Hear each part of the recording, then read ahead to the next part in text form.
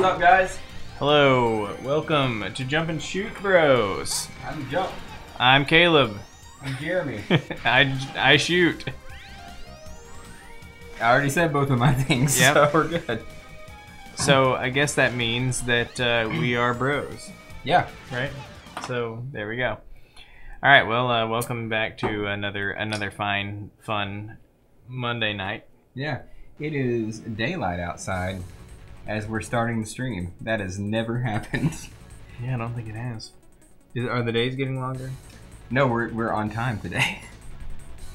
I swear actually no. You know what? I don't think we've probably ever never been on started this early. I don't think we ever started the stream this early. Back when we did. Whoa, Tonks is in here.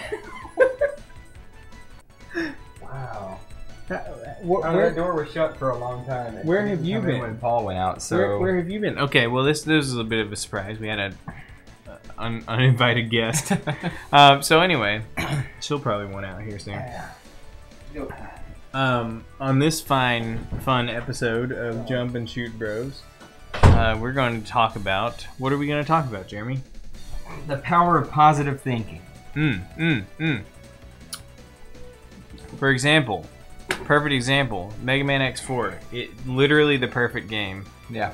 for this, because what's the most important line ever said in the entirety of Mega Man X4? What am I fighting for? Go.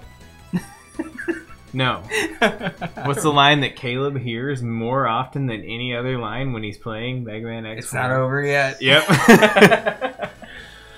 And it's that kind of positivity that will bring you a happy life. Yeah.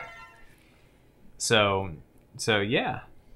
So feel free to chime in about positivity, negativity, any Yep. of the ivities really. Activity, I don't know. Cavities. Cavities, So, Jeremy, anxiety. what are we playing today? Mega Man X4. Yeah, we are. Okay, good. Okay. Just wanted to make sure that we were all on the same page, even though I already announced that we could Okay. play Mega Man X4. We're So- playing Zero. So, you're Zero. We're playing 0-1. What? We're playing 0-1. It's the first game that Zero is the only character in. Okay. Oh, I see what you're saying. So you're saying Zero Man. Right. X1. Right. I mean That's right. Z1. Z- Zero Man Z1. There you go. Yeah, this is a game that, okay, well, before we get into our positivity topic, I would like to talk briefly about this game. I know we've talked about it before, because we played it before on the stream, but never in this new format. So, Right. I would like to give a brief history of this is the only Mega Man game that I've played extensively at all. Mm-hmm. And it's one of two, Mega Man X being the other one, that I've actually ever beaten. So there you go, Mm-hmm. Mega Man X4. It's my favorite game ever. I love the music. Yeah. I think the whole thing just took Mega Man X to a new level. It's a awesome. good game. The music is sick. Yeah. I'll say the music is it's done really well. Man, yeah. Last time I played this was on the Sega Saturn. I'm gonna shut that window. Yeah. So last time I played this was on the Sega Saturn, and seeing the background without that cool wavy effect, kind of sad. Yeah. Kinda sad. Okay, so I was just saying as some may know, we had well, at least me, I played this game on Sega Saturn, not on PlayStation, because we didn't have the Yeah. PlayStation version at our house. Now, Jeremy, on the other hand, you probably played it on PlayStation mostly. yeah, Right. most of the time I played this game was on PlayStation. Because Jeremy was so privileged that he had both a PlayStation and What's going on? the PlayStation restarted. Oh no! Is that because of the refrigerator? It could very well be. So, should So we plug this what up I'm going on to do is I'm on a going to unplug the refrigerator because it's Oh, already that's- cold in That's there. bad for beer, though. It's already cold in there. Okay. And we don't want this to happen again. Yeah. You're right. So the refrigerator and the PlayStation, they do not get along. Well, good for, good news for the stream is I'm real good at the intro stage. Right. I saw you fly right on through this. Okay. Now, if the refrigerator is not the problem, then... No, we know it's the refrigerator. It happens every time it kicks on or off. Yeah. That was just a more extreme reaction than usual. Oh, shit. Now I've got to reset. Well, so anyway, hey. If we were playing it on the Sega Saturn, none of this would have happened. Could we just start the stream over? No, I don't think it works that way. Okay. So yeah, what I was saying earlier is that I think the music was done really well in this game. Mm-hmm. Obviously, the quality of the music is better than previous games because it's CD audio. It's CD audio. Mm. It's FMV. No.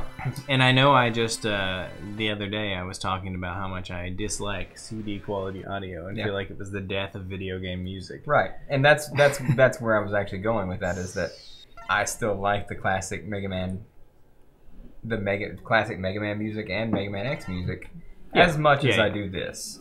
I like them too. It's just, but this game in particular, because it was the first Mega Man game to have like this crazy high fidelity soundtrack, it's awesome. Right. Like in terms of just like the progression of events, like this is like the coolest soundtrack that they could have possibly done. Right. Like they were gonna do CD quality audio, obviously, because they're putting it on the PlayStation. Mm-hmm. So in that context, this was a sick soundtrack. Yeah. But I mean, this intro stage is like the most iconic music that I can imagine in my mind. Right. I mean, this game doesn't have quite the nostalgia for me that it does for you. Mm-hmm. Because I had been playing Mega Man for 15 years prior to this game coming out, so. All I had was DOS, and the DOS music is not anything to write home about. So no, you know what? Next week, can we have our intro card, the DOS Mega Man X music slowed down to 30%? Sure, I'll try to track it down. I think or it's on how about YouTube just the DOS Mega Man X music? Because I'm pretty sure nobody cares about the copyright. Yeah, I mean, that's probably true. I didn't slow it down for copyright reasons, by the way. I just was like messing around in OBS and like just looking at all the options, and there was a playback speed option. I was like, I wonder what this sounds like. For anybody who wasn't aware, that intro title card music was Wily 1 from Mega Man 2. Yeah. But it's hard to tell. It's slowed down to 30%. Yeah. Well, 27% to be exact. At 30%, it was just a little bit too upbeat for me. Yeah. It's amazing how much like a few percentage points makes how much difference. But anyway. So yeah, you played all the Mega Man games, and I only played this one on Sega Saturn. So, you had the PlayStation version of this game at your dad's, right? Right. So that would have been where you played it the most, more than likely. So, I'm used to seeing like sick, background texture warp. Right. Incredible fire effects and like heat wave effects and stuff in this background, and then when I watch the PlayStation version, it's just disappointing. So you said because we determined that the checkerboard pattern was not to compensate for the Sega Saturn's lack of ability to do transparencies. No, the checkerboard patterns. Stylistic choice. No, the checkerboard patterns and the health bars. That's got to be a stylistic choice. I can't think of any reason they would have done this. Okay, so maybe they programmed it with the Saturn in mind. Well, Mega Man 8 and X4 both came out on Saturn, didn't they? Yeah. So the art assets might have been the same. Right. So that's probably the reason that there are checkerboards in the health bars at all, is because the Saturn can't do sprite-on-sprite transparencies. Mm-hmm. So they would have just maybe just made the same assets for both games. Right. I mean, that would make sense from a development standpoint. It would be easier to make a set of assets that... Because here's the thing. This right here is all the evidence you need that the PlayStation has transparency capability. Look at the boss backgrounds as they come in. The boss backgrounds are transparent. Right. On the Saturn, they're checkerboards as well. I see. Because the Saturn is not capable of doing sprite-on-sprite transparency. Right. So everything that is a sprite that needs to be transparent has to be checkerboarded. Right. But other things like this. What? What is going on? You have a defective PlayStation, bro. Maybe. Maybe the power supply is dying in this PlayStation. Maybe that's why the. Maybe that's why the refrigerator. Of them, so. Well, maybe that's why the refrigerator was giving it so much trouble. Yeah. Is because maybe the power supply is dying in this PlayStation. It's in an endless loop of. This is gonna keep doing this. Okay. All right. You know what? You've done well. You have done good. All these years, PlayStation. I hardly knew you. Actually, I think I've had this PlayStation for like a year. Yeah. At most. So it's not exactly I don't have much of an emotional connection to this one. Let's see. How about this one? We went through this on the Mega Man 8 stream. Which one did we determine was the best working one? That one? Was that the one we played Mega Man 8 on? Did the best reading of the CDs. Oh, okay. Well, I guess you need the disc in there. I guess the disc needs to be in there. Whatever. That is a thing, I believe.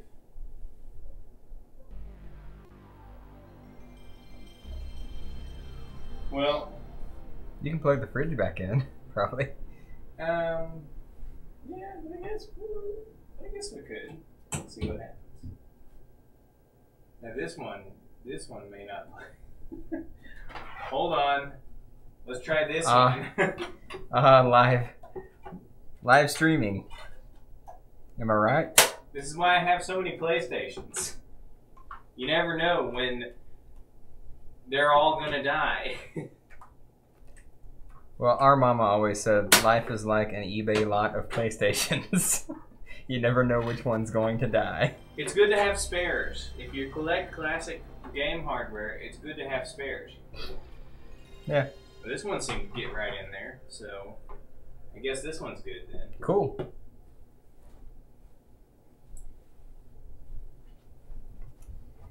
So anyway, clearly the Sega Saturn version of Mega Man X4 is superior because Sega Saturns don't die left and right all over the place. Yeah. Because the hardware doesn't die, the game is That's better. the better version of the game because it's the one that you can actually play without it turning off on you. Or the disc not I've never loading. actually had that happen playing a PlayStation before, so this is a new experience for me. Well, look, I've got a pile of shoddy PlayStations that I got off of eBay. Okay. All right. I can beat this stage a third time. I believe you. Anyway, the important thing that we were going to try to get to here was explaining that Mega Man X4 is my favorite game. Yeah, ever made. Ever? No, not at all. I don't like Mega Man. I don't like Mega Man games at all. Yeah, but as far as Mega Man games go, this one's pretty good. Yeah. But only if you play at 0. Right. Oh yeah, that's important to note. I've never played this game as Mega Man.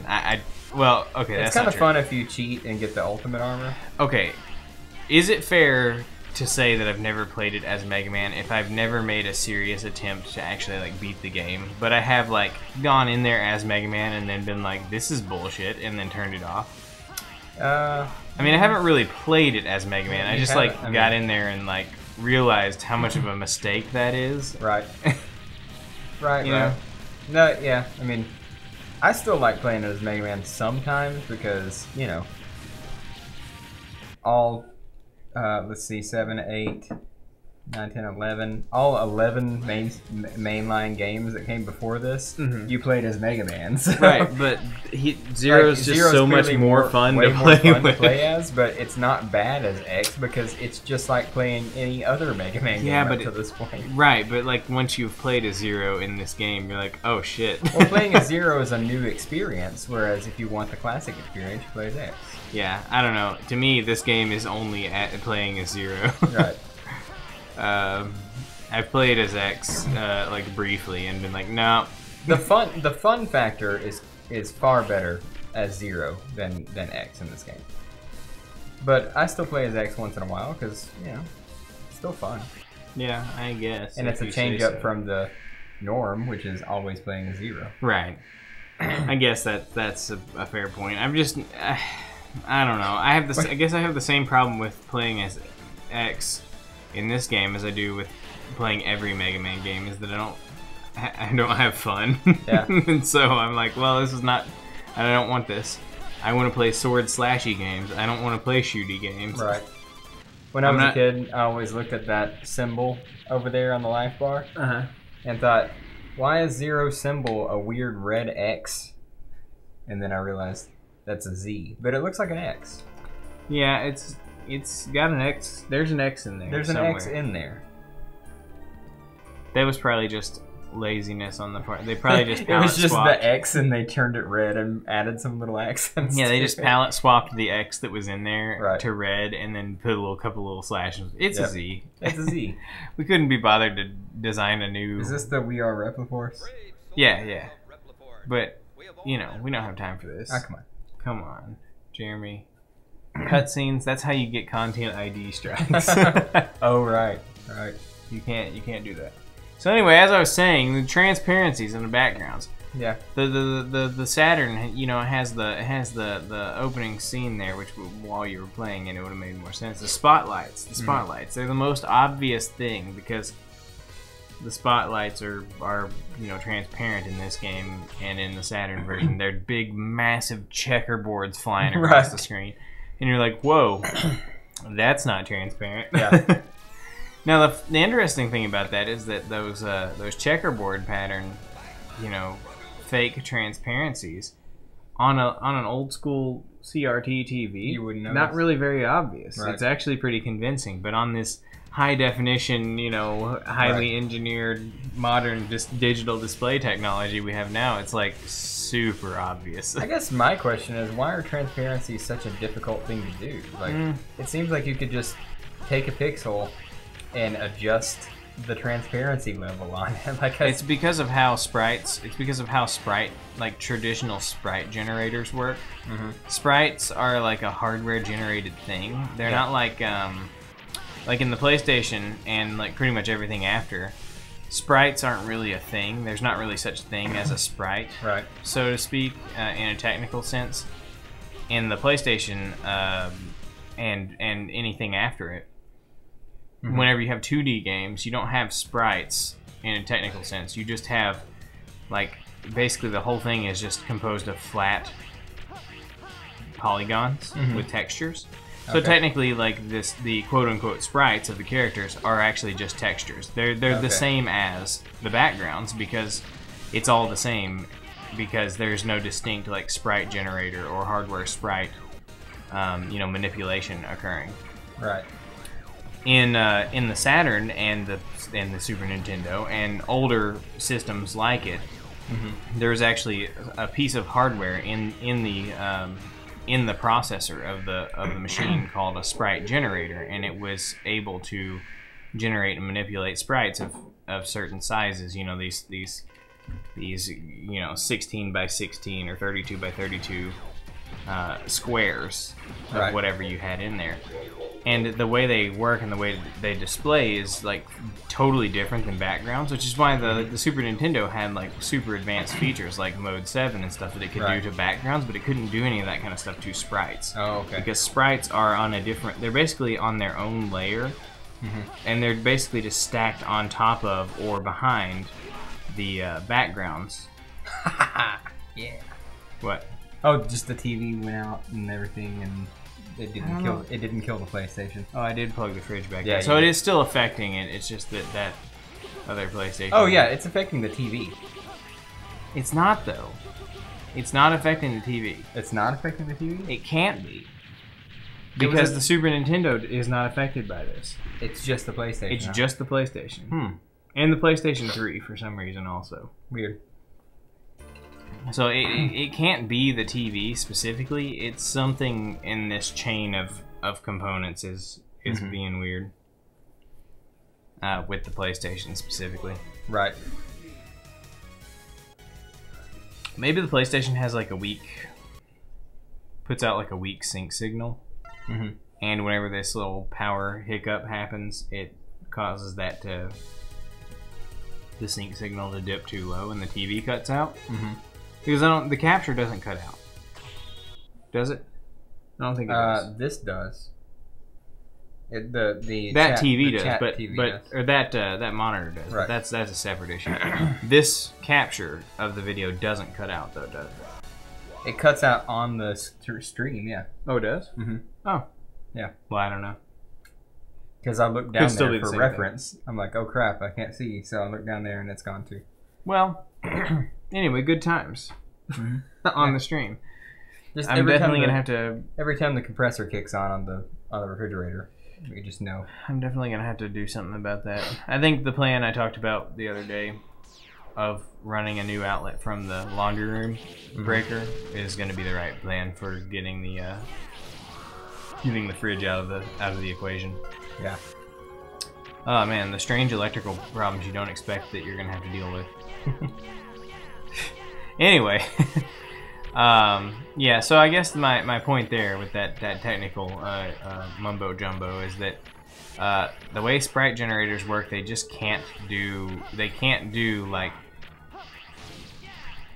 sprites are represented by like a specific like code value. So like each pixel in a sprite is defined by its color and everything, and you can't do transparencies because you can't really blend those together the way that sprites are generated in hardware. Yeah. Because each sprite has a specific set of numbers that determine the coordinate and color of each pixel. And so you can stack them on top of each other and tell which, and determine which sprite needs to be displayed on top of the other, but you can't blend them together. Okay. So could the Super Nintendo do transparencies? The Super Nintendo could do background transparencies, but it could not do sprite on sprite transparencies. It's the same problem. I see.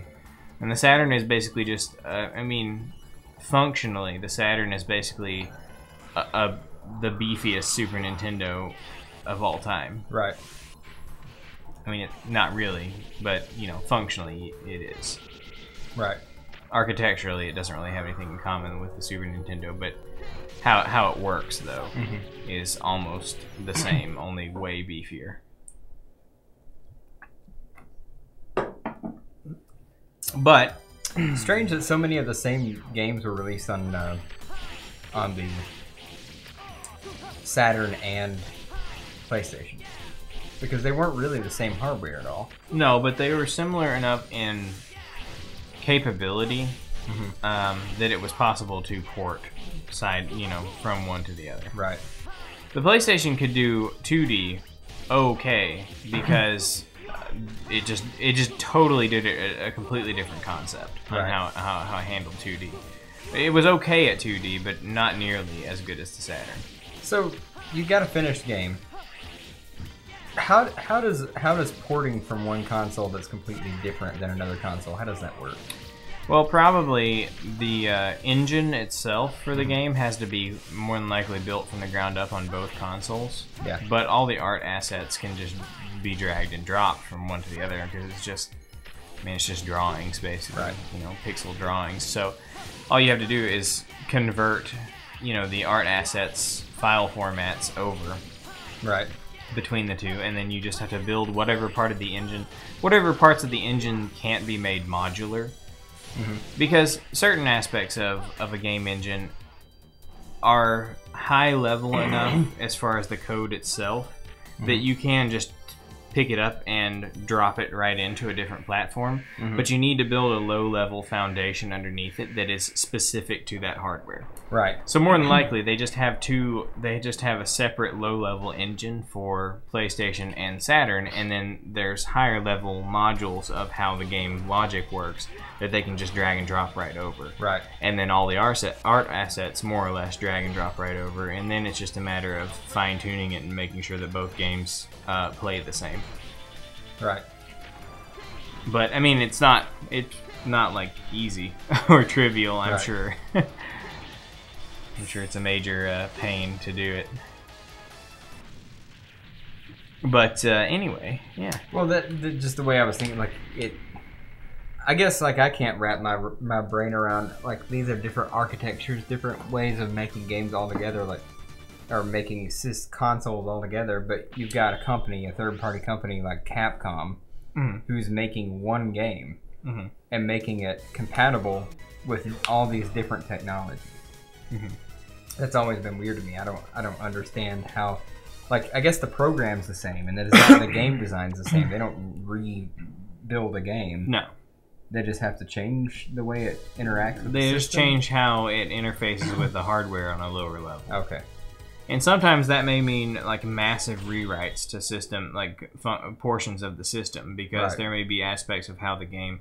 I mean, I'm sure that the rendering, like, I mean, I guarantee that the way that the actual like rendering engines in the PlayStation and the Saturn games probably share absolutely no similarities with one another. Because the actual like graphical hardware is so fundamentally different between the two systems that there's just there's nothing similar about it. So it would have to be completely different between the two games. But all the assets from the game are going to be exactly the same. Okay. So it's just a matter of making. It's like functionally like when it comes to speed running, highly technical, movements and stuff. I did that on purpose, by the way, because I missed the heart tank. Highly technical movements and things like that, they're basically the same on both consoles. So the way that the game runs, the speed at which the game runs, and the way that movement and actions and things like that work are the same.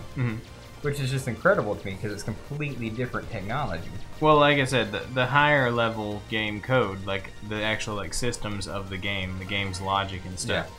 That's all probably exactly the same between the two pieces of hardware. Right.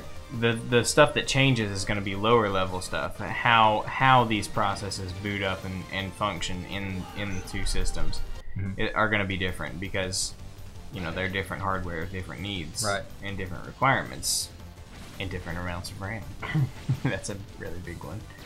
The PlayStation has way less RAM than the Sega Saturn. Yeah. I don't remember the exact numbers, but the Saturn has more RAM right out of the box, and then also has the RAM expansions. Yeah, that I think the PlayStation has 1 megabyte of RAM, and I think the Saturn maybe has 2. Oh yeah, right in the box, and then has up to 4 additional megabytes of RAM that can be added through the RAM cartridge. And what is the RAM? What purpose does the RAM serve in gameplay? The RAM stores sprites and images and backgrounds and sounds and all that kind of stuff. Right. Is stored in the different frames of animation. And that's why it does 2D so much better than the PlayStation. Because it has so much more space to work with. That's why. That's why the all those Capcom and like the Metal Slug and the Capcom arcade games like Street Fighter Alpha and Marvel, well, not Marvel vs. Capcom, but X-Men vs. Street Fighter. Marvel vs. Capcom would have been on it had Capcom not abandoned the Saturn development before that came out. But the Saturn definitely could have done it. Right. Whereas the PlayStation could not do it, and they did port it to the PlayStation anyway, but they took out the there's no team battle situation, like the whole concept of Marvel vs. Capcom where you pick 2 characters and fight as a team. That's gone in the PlayStation version because the PlayStation version has so little RAM. It has so little RAM that they couldn't store 4 different character animation sprites and everything in the PlayStation's RAM. That's the whole point of playing the game. I mean, If you're gonna play, it completely defeats the purpose. So I think what the PlayStation version did is you would play one round with your first pick. Yeah. And then after that round was over, you'd play another round with your second pick in your team, which is not the point. That's bad game design. So, but I mean, what could they do? They did not have enough RAM to store all of the animations for 4 different characters in there. Right. So, the best they could do was 2. So, I mean, I think the right thing to do would have been not to release the game. Right. Just don't make it. Make the Saturn version that was correct to the arcade machine. That would have been pretty cool. Right. But, that may not be practical all the time. Anyway, so that's the PlayStation and the Saturn.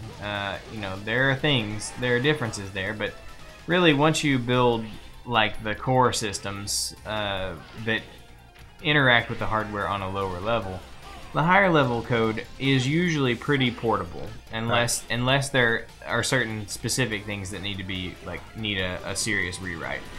But the game itself, if it's a well done port, should be more or less identical from a gameplay standpoint, because all of the game logic and stuff should be 1-to-1 correct between the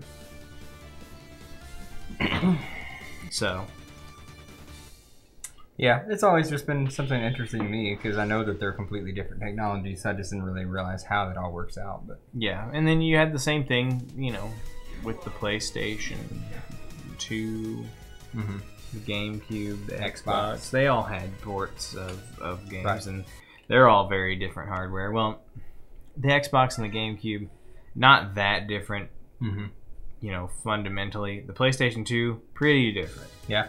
The PlayStation 2 had some really strange concepts in its core architecture design, and so did the PlayStation 3.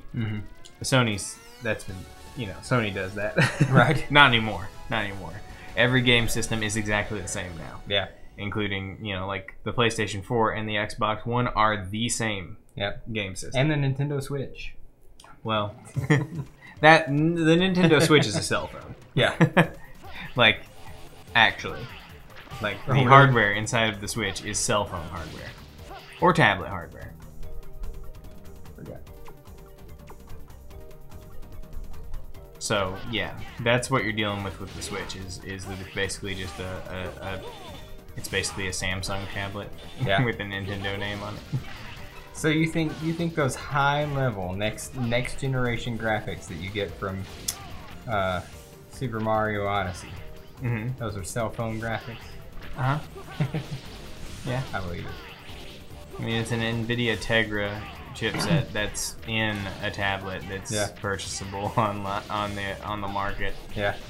And Tegra. I mean, it's the fastest, newest, bestest Tegra chipset that NVIDIA has, but it's still something that's just tablet hardware. Right. Or phone. I don't think anybody's really put it in a phone, but it's a little power hungry for phones, but good for tablets though. It's a portable card though, so. Yeah. So it's not. I mean, it uses battery regardless is what I'm saying. Yeah.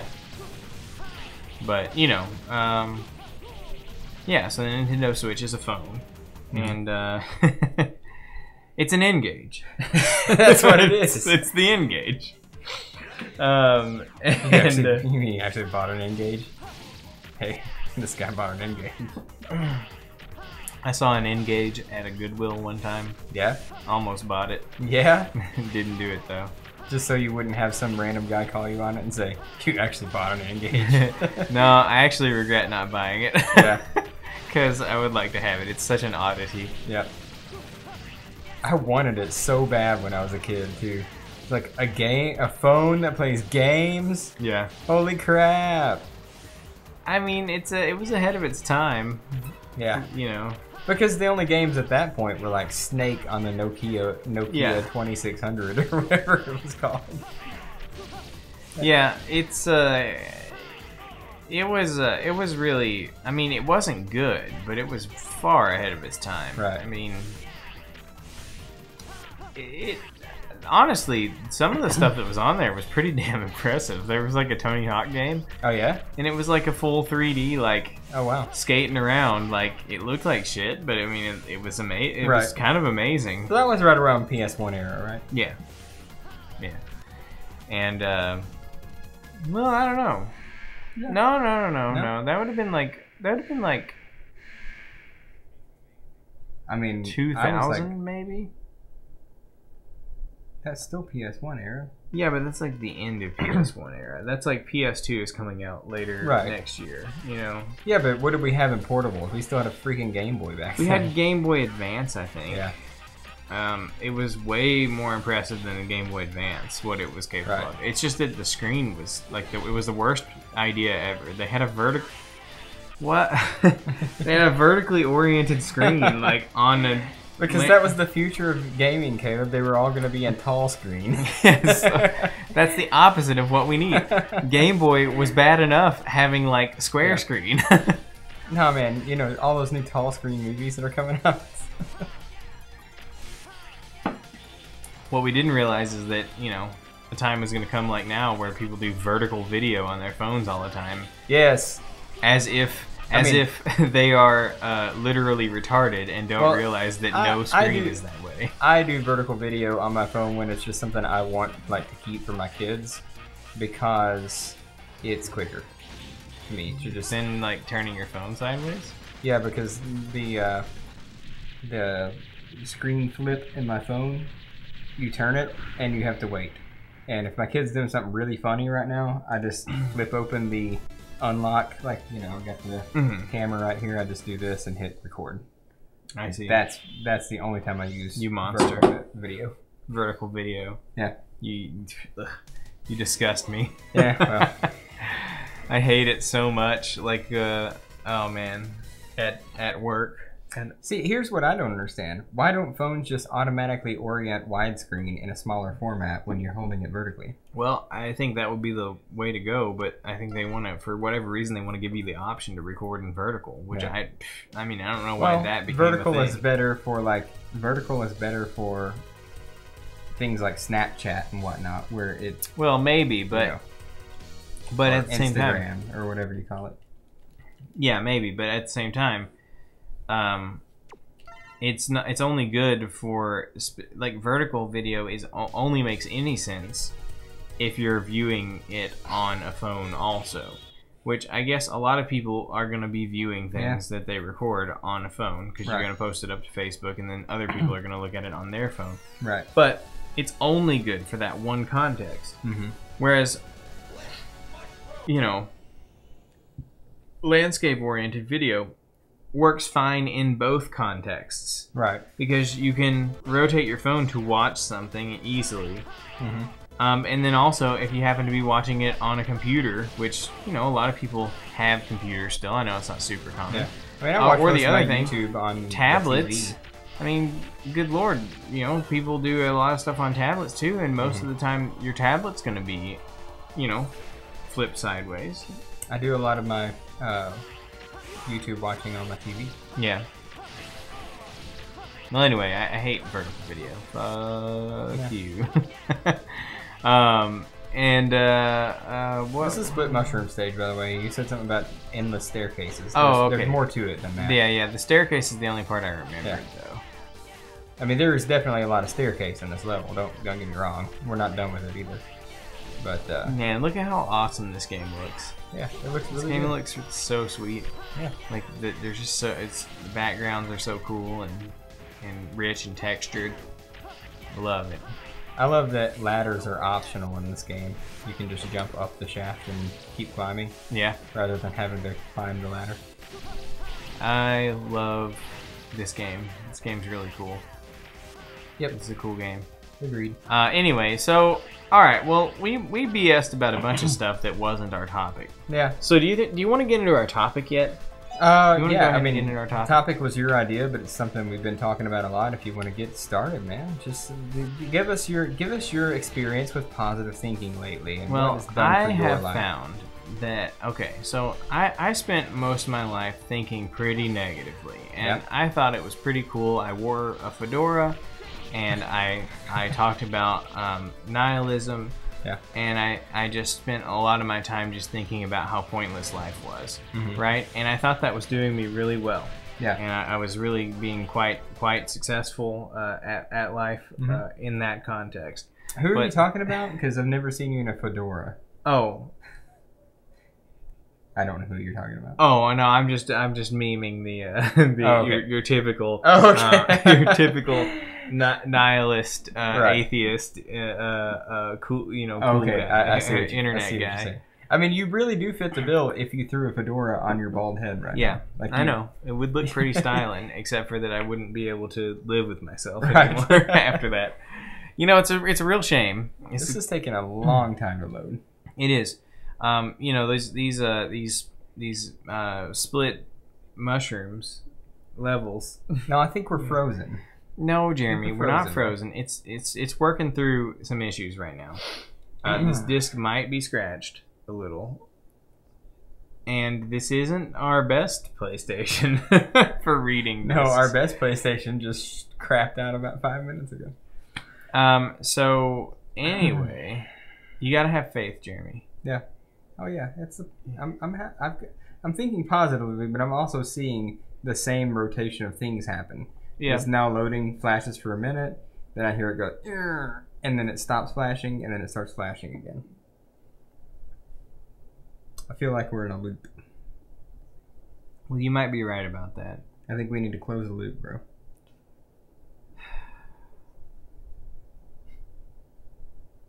Jeremy, you want to start this game over? No. Hey, Jeremy, I got a question halfway for you. Through. Did you save at any point? No, I never save when I'm playing this game. Well, Jeremy, we're playing in an unreliable PlayStation right now. Well, I thought it was reliable. Well, I told you that none of these PlayStations are confirmed to work at all. Yeah.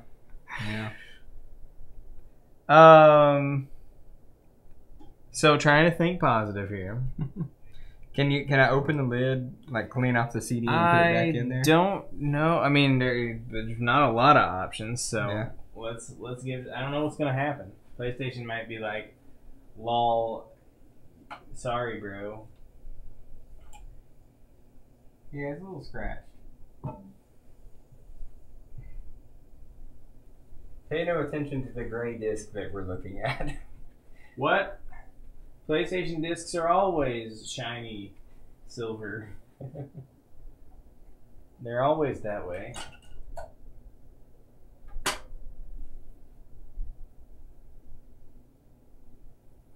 Gotta think positive, Jeremy. Gotta think positive. You can put some toothpaste on it. Yeah.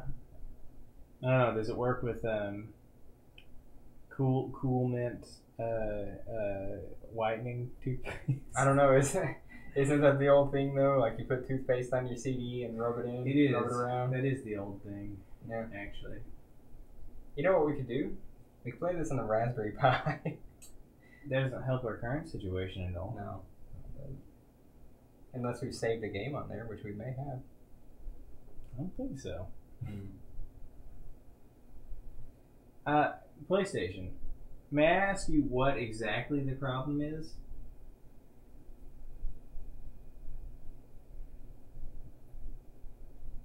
No, I'm not even sure what you're trying to accomplish here.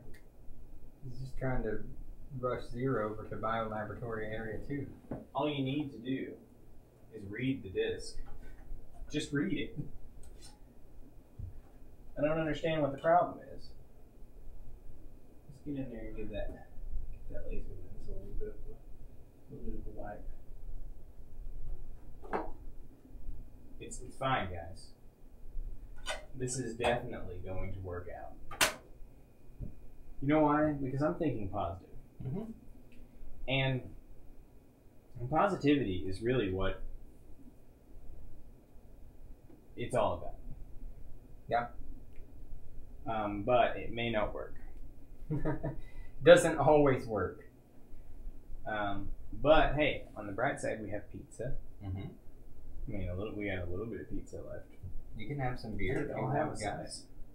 Come on over, eat some beer, and drink some pizza.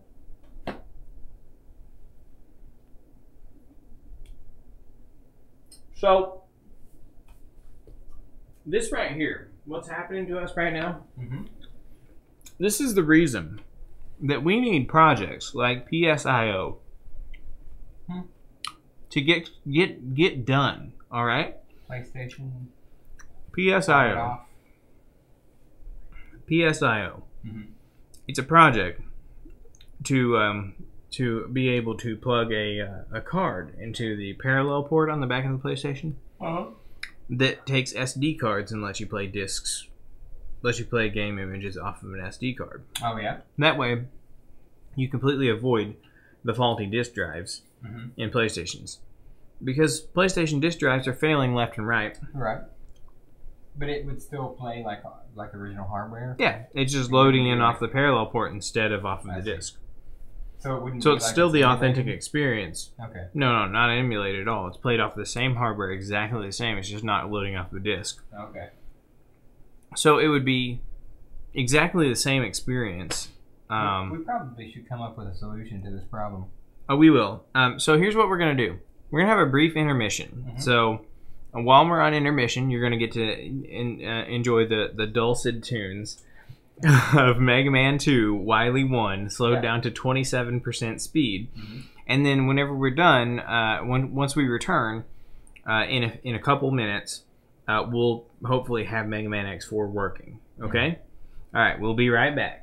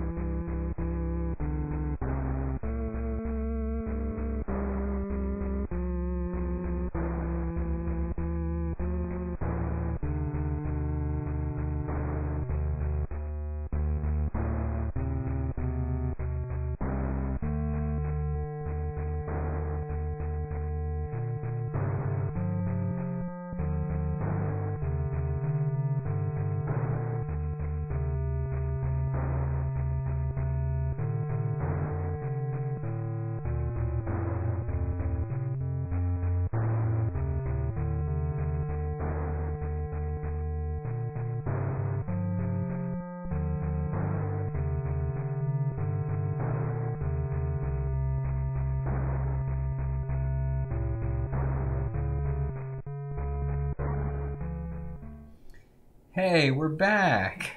Yeah. And we're starting. So this is the power of positive thinking. We're starting Mega Man X4. We have to start it over because of positivity. Yeah. So we're positive that we have to start it back. Caleb did get the PlayStation working. And by that I mean we're emulating it. We're playing it on the RetroPie because the PlayStation will not cooperate. Yep. But hey, you know what? The power of positivity has caused us to keep on to power on through, even though Jeremy, you got halfway through the game and then it froze. Yes. Well, so you can watch us play all this again. But hey, on the bright side, we have a whole topic to get into, which is the topic of positivity and how positivity affects your life and your accomplishments in life. So I've got a story to tell you. Once upon a time, Jeremy, I was feeling real down about myself, right? Mm-hmm. That's not true. I've never felt down about myself in my life. But, okay, once upon a time, I really felt like I couldn't do something, right? Right. And what that something was surface mount soldering. Right? Okay. Surface mount soldering. Sure. I was like, whoa, no, that's way beyond my ability to do that. Mm-hmm. Like, there's no way I would have it. My hands are not steady enough to do that sort of stuff. But then one day, I just thought to myself, you know what? Other people do it. Right.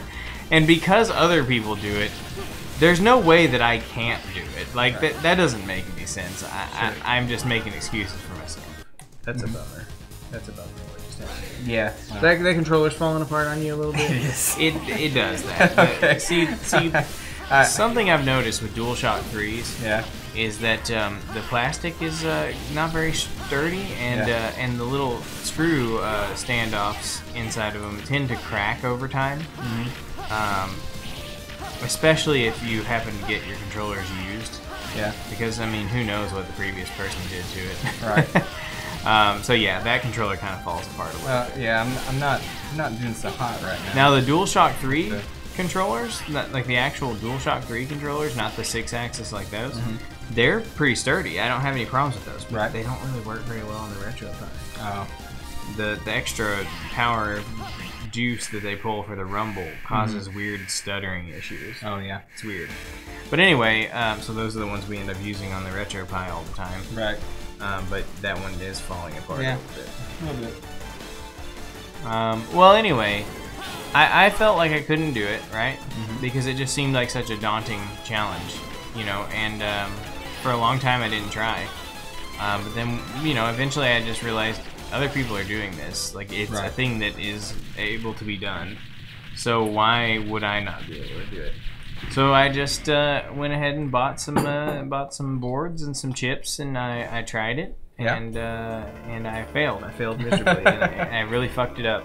Yep. And then I put it away for like another year, and I was like, well, I guess that's just not something I can do, right? Right. But then eventually, about close to a year later, I said, you know what? No, I am going to master this, right? Because other people can do this, and I am not a failure. Right. I thought, and I thought this. I thought that it was the case that I was not a failure. Now in reality, I mean, who knows? But but I thought to myself, I am not a failure. Right. If other people can do this, I can too. So I tried again, and now I have Chrono Trigger, Final Fantasy V, Final Fantasy VI, Final Fantasy IV. Yeah. Mega Man. I have Mega Man X2 and X3 all in one cartridge. I mean, I'm not saying that there's any correlation between those two stories. You just went and bought all those things. But I tried again, and now I have all these great things, right? Right. So the moral of the story is that, you know, just because if you don't want to pay for a game, you don't have to. Just because something seems difficult doesn't necessarily mean that it's beyond your grasp. It's just like, you know, you just got to think positively about yourself. You got to have self-confidence, you know, because like that was the only barrier for me, is that before I tried it the first time, I went into it with the mindset that I'm probably gonna fail at this because it seems really hard. Right. And then whenever I did fail at it, I gave up like immediately. I was like, well, clearly I am not good enough to do this. But then later on, I just kind of was like, no. I just got pissed. I got pissed off that I had this stuff that I had bought that I can't make work. Right. And that frustration drove me to just push myself to do it because I was like, no, I know I can do this. I'm confident that I can do it because it's just some soldering. It's just really tiny soldering. Yep.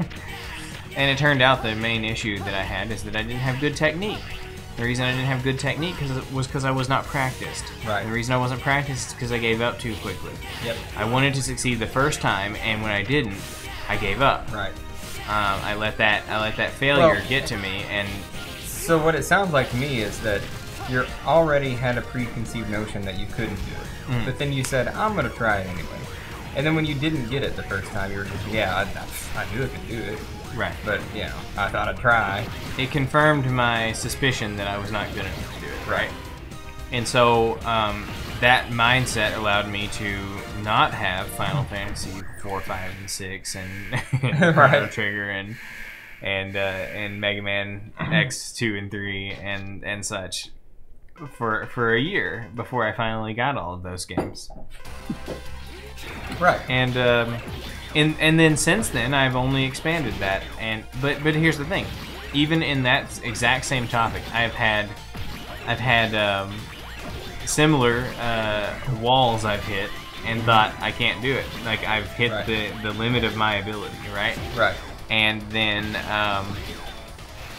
I just eventually have in each case gone, you know what? No, I believe that I can do it. I believe that nobody out there is more special than me, that they can't do it, that they can do things I can't do. Yeah. So I just go ahead and do it, and I've succeeded. Yeah. On many counts. I'm currently in the process right now, as we speak, as we even podcast, right, stream right now.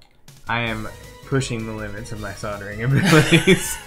This second? Right. Yes, right now, as we sit here, I am soldering on a level that I never even thought I could. No, but for real though, I am in the process of putting together a project that completely pushes the limits of what I thought I was capable of doing.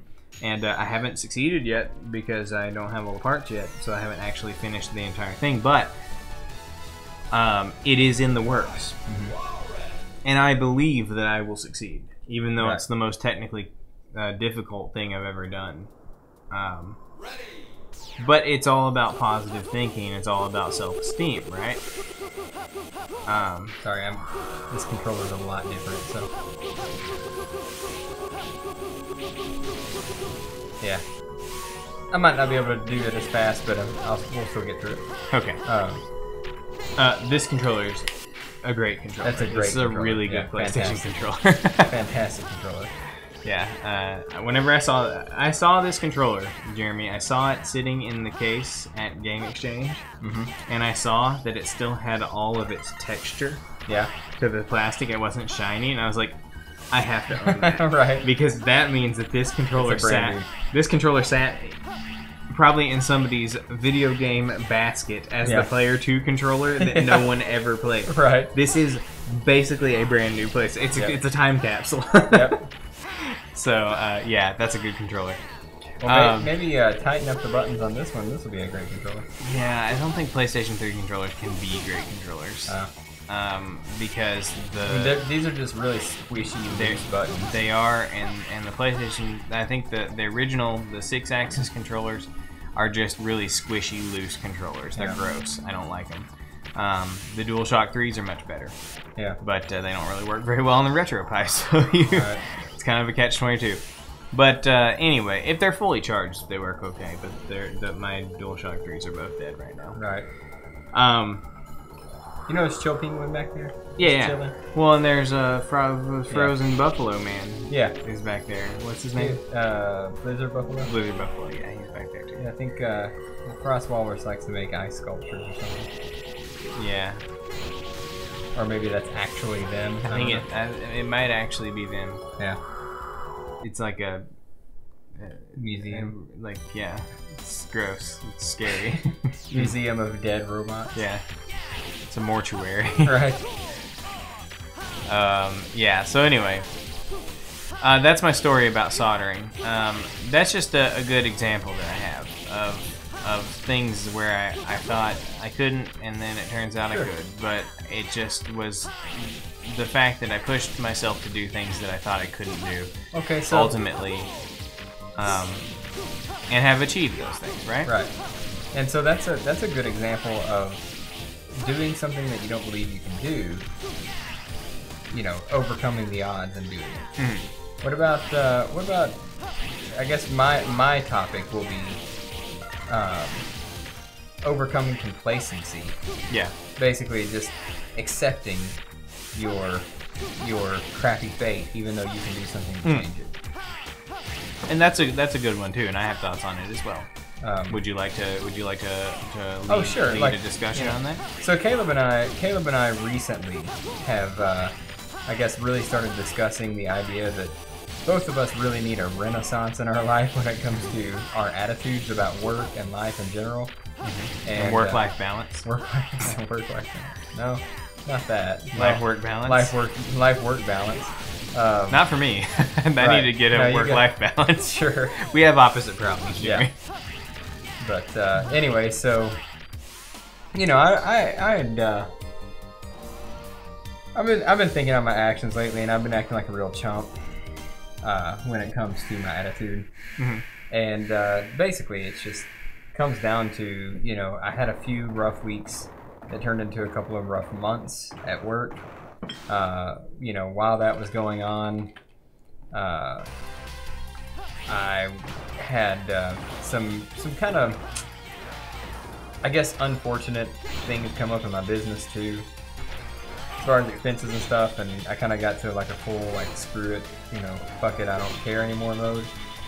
And then Caleb went to convention with his company, and it used to be my old company, and came back with some positive thoughts. Oh, just some context for people, because a lot of companies don't have anything even akin to what we're talking about. Right. Convention is a thing where they basically, over the course of a few weeks now is how it works, they fly the entire company out to various different locations, and they hold essentially a company-wide convention where they do motivational speaking, seminars, and provide information about the outlook for the rest of the year, for what the companies are going to be pursuing, and things like that. So it's a really quite a. I mean, I understand it used to be a bigger production than it is now, but big deal back in but the day. it still is actually a pretty big production for. I mean, I've never worked for a company that had anything similar to that. Right. You know, the most you would get at most companies is that they might have a quarterly like meeting where you sit down and watch a projector where they do like a call or something like that. I mean, you know, something like that. But well, that's kind of like what they do in the office once a month. Yeah. But like having a thing where they actually fly everybody out to have like seminars and stuff, like that's something I've never heard of. And I'm sure that other sales companies do things like that, but and never anywhere that I've worked. Right. So yeah, just so you know. I think it's somewhat common in like bigger sales organizations to have a motivational conference. It makes sense as a sales. Didn't you intend to get that thing? Yeah. Okay. I do it every time. Every time, the first time, I always jump over it. Oh. Not remembering exactly where it is, or not remembering where it is. I see. So anyway, yes, I went to convention, and then continue. Okay, so yeah, I mean, you know, I've been to convention 5 times, and every time, well, the first 3 times, I came back really, really pumped and motivated, and then I felt like, you know, the company was just kind of phoning it in after a while. But that's neither here nor there.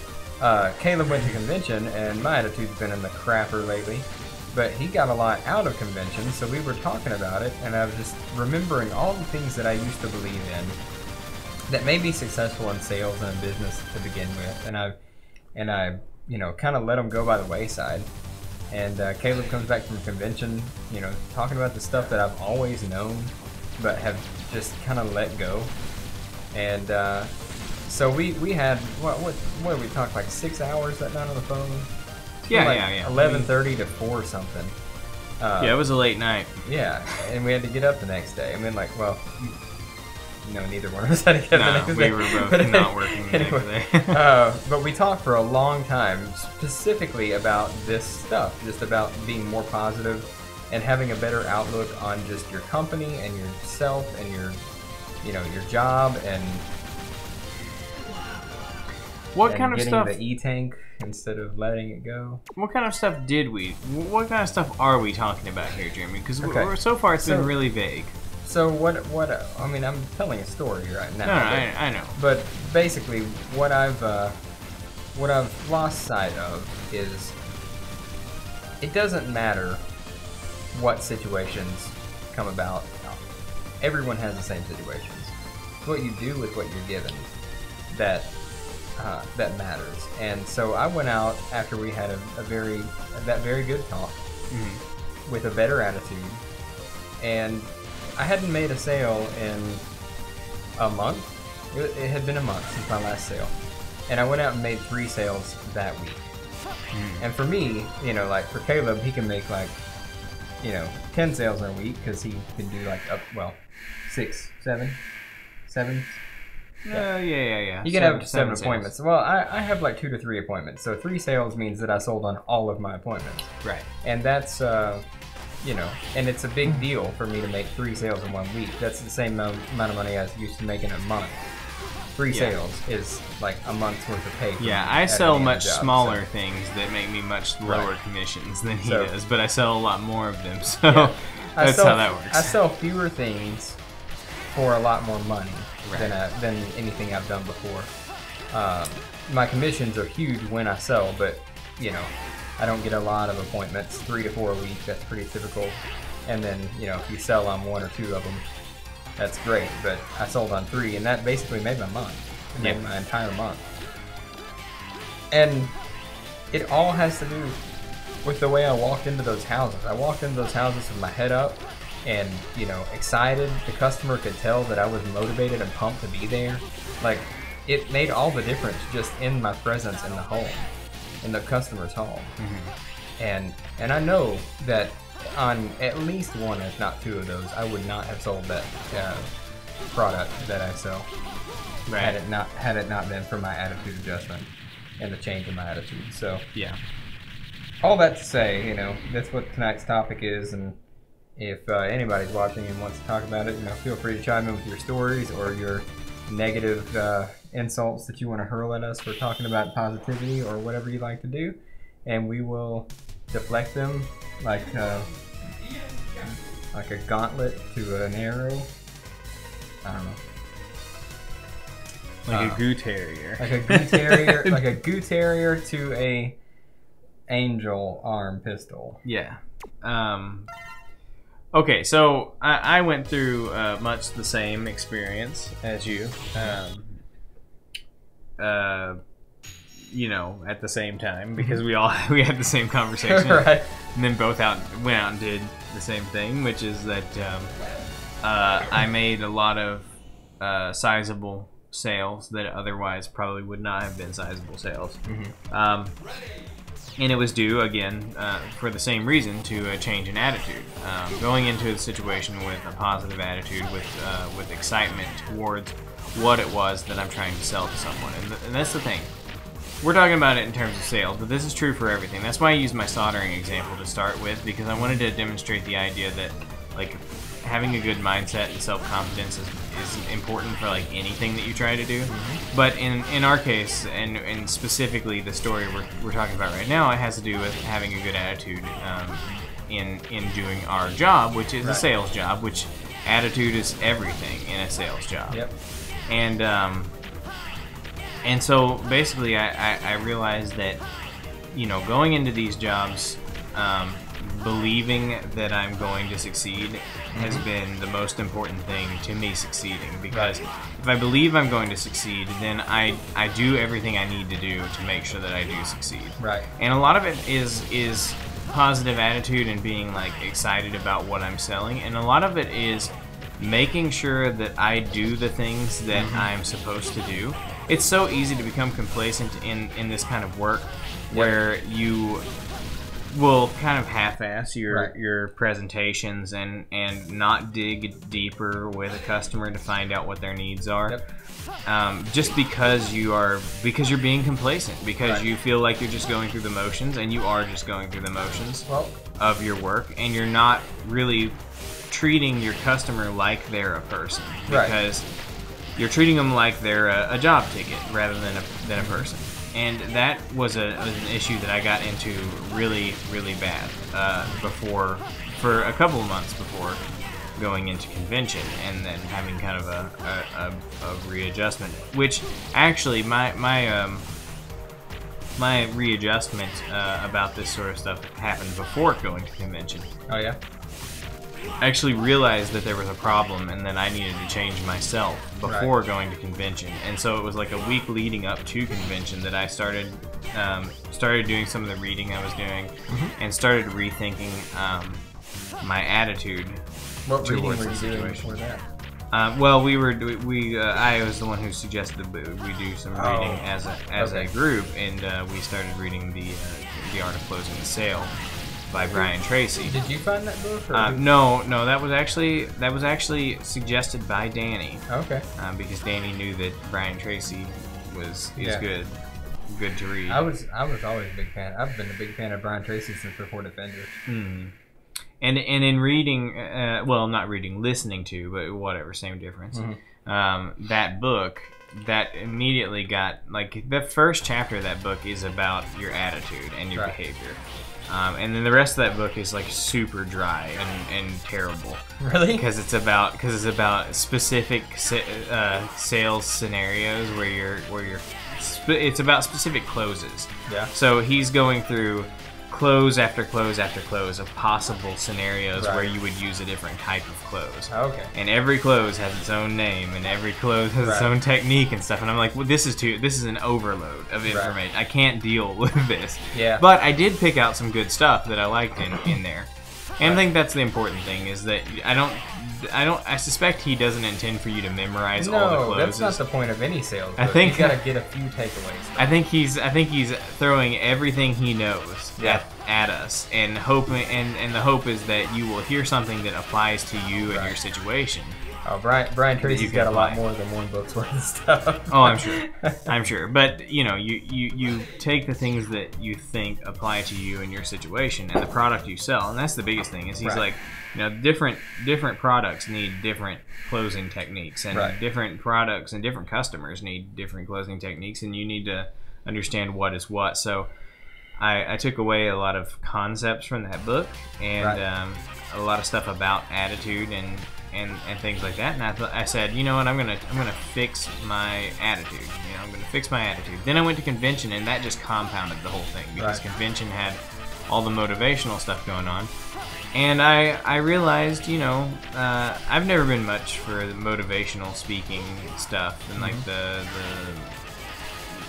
positivity people, right? Because I feel like that I've always felt like, and I still feel like, that stuff is fleeting. It's like a high you get from listening to or hearing these seminars about positivity. And I still believe that's true, that it's not like sustainable. Well, no, you have but to. But the focus. point is that you have to put that on yourself every day. You have to, exactly. You have to hold yourself accountable to it, and you need to continue to immerse yourself in media about positive thinking to keep you thinking positive. Because if you just listen to a seminar and you're like, cool, I feel real pumped up and everything, that's going to go away very quickly, right? And then you're just going to be back in the same position. But you have to get yourself into patterns of keeping yourself on. I'm going to say, with rare exceptions, I don't think any positivity speaking guy, at least the ones that that I know of, talk about. Ed Foreman and Zig Ziglar is great. He's great with sales too. Jim Rohn and all those guys. I don't know anything about Tony Robbins or whatever, but I don't even know what a Tony Robbins is. He's a big motivational guru type guy.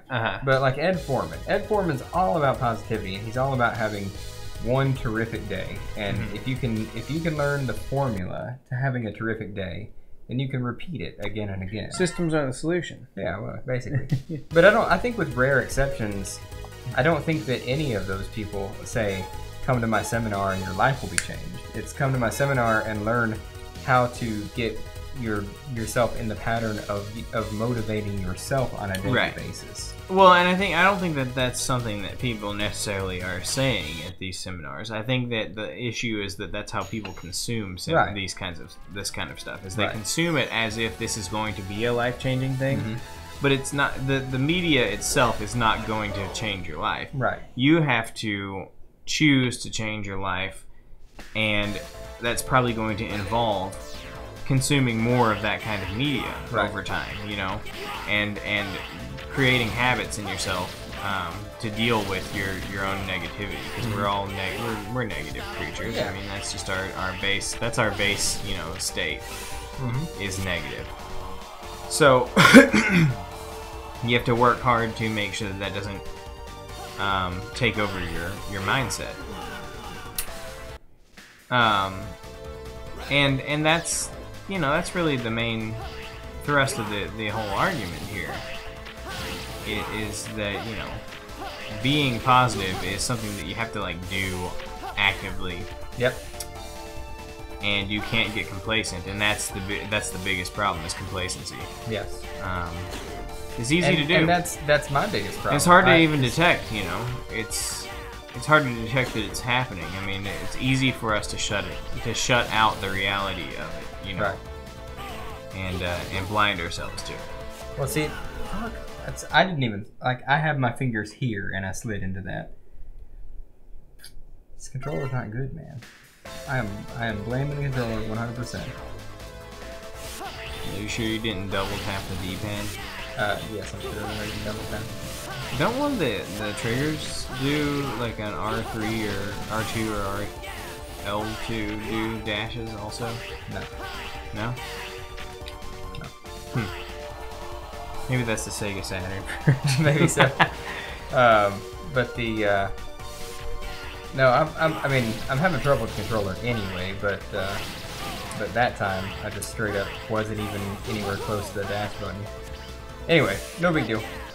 Couple extra deaths, and we'll be through this in no time. So anyway, back to complacency.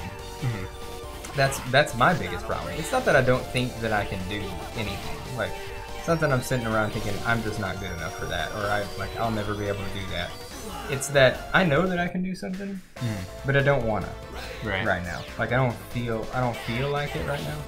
Like, you know, I know that I could like get really pumped and motivated and go sell something big, but you know, this person's giving me some trouble, and I really don't want to put up with them today. Right. You know, like, this person is really just being kind of a bitch, and I don't really want to deal with her. Right. And that's what my biggest problem is like, it's not consciously thinking that. It's not like consciously saying those words in my head. What it is like me developing a pattern of just not giving it my all. Right. And that's that's my biggest problem. I think, and then I've experienced this, is just like the feeling that, well, human beings have a survival instinct where we categorize things based on our past experiences. Right. And it's cool because it helps us to like not get eaten. Right. But beyond that, it's actually kind of not useful. It hurts us because it becomes really easy to categorize, like to lump things together subconsciously into categories that aren't actually like relevant to one another. Like, for example, you look at your job ticket for the day, and you see that it's in a certain side of town, or that the person has a lack of certain credit qualifications, or whatever the case may be, and you categorically lump them into past bad experiences you've had with that particular side of town, or people with that particular level of qualification, as far as the credit checks and whatnot that your company does. And then you go into that situation with the preconceived notion that it's going to be a bad customer or a bad situation, when in reality you know nothing about that customer or their situation, or why they live in, or why they or why they're calling you to come out and sell what you sell. Right. And so you can make assumptions from those things that are completely incorrect.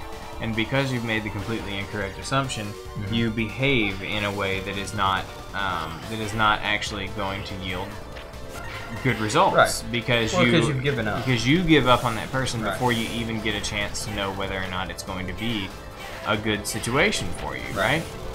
And that's something that can really compound on itself whenever you experience that a lot in a row.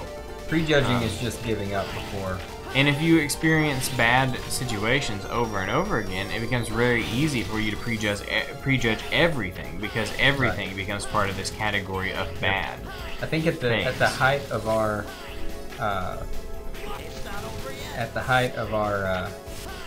entropy, I guess, with the company, where we had just kind of fallen apart.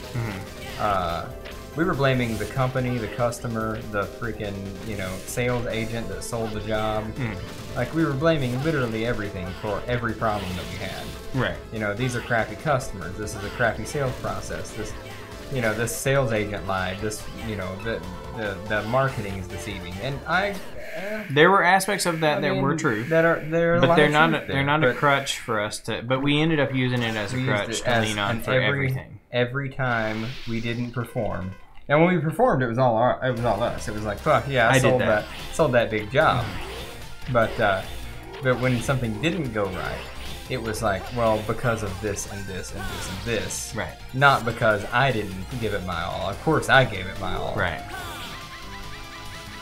So yeah, that's the main issue there, is that it's so easy to put blame on things that are not you for everything that goes wrong. If you have enough experiences that make you feel like that you're not at fault in the situation, it's very easy for you to get to that place mentally, and that's super dangerous. But see, the thing is, like, would we have even ever gotten into that place if we had been in the right mindset from the beginning?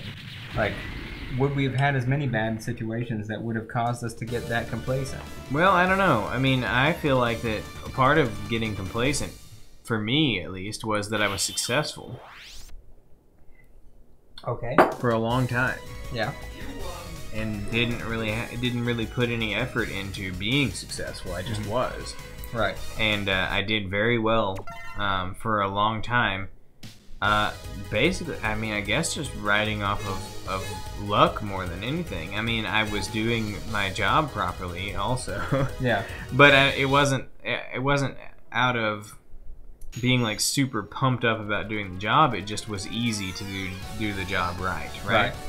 But I didn't really feel like that. I guess I didn't really earn it, so to speak. It's just that it came easy for a while for me, just naturally, because I was generally upbeat about the work I was doing. Right. But see, I mean, what you're describing, Caleb, is what every new person to a sales job gets. Every time you're new to a sales job, you're gonna have that newbie high, I guess you could call it, whatever you want to call it. Oh, dude, I was. Yeah, you were smoking that newbie. Man, I was 420 blazing it as a newbie. Yeah, so I mean, you got that high. You got that little bit of a high because it's new experience, and you're.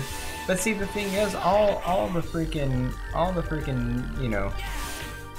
new guy high is just excitement and positivity about the job you're about to go do. Like, that's where that high comes from. But it comes easy though. But that's the thing, new guy high comes easy because you don't have to work for it, right? It's just you are excited because it is something new. Yeah. So whenever that starts to wear off and you start to not perform anymore, then it's much worse because you don't know you don't understand why you're not doing well anymore. Right. And so then you're like, well, this just sucks. This just fucking sucks. Right. And I think that's where I got. Yeah. Where I was just like, well, this is just bullshit. I don't even like this. What is this that I'm doing every day? This is a waste of my time. You know. But I realize now that it's just that you have to create your own. You have to create your own, you know, positivity. Once you run out of naturally occurring positivity. Yeah. When something's new and fresh. And that's just a good life lesson in general. You know, that's true of everything. Marriages, for example, that's a good situation where you gotta, where there's gonna be a high from a new situation, and then you've got to realize once that high is over, you got to work on it. Yep. And create your happiness in those situations. I'm not real happy in this situation right now. In Mega Man X4, whenever you're Zero and you're just fucking up Cyber Peacock's level, just left and right. Just getting eyeballed like crazy in Cyber Peacock's level. This is what I need. Thank you. But yeah. So anyway, that's. I don't know what else. I don't know what I was saying. Oh yeah. You have to create your own happiness.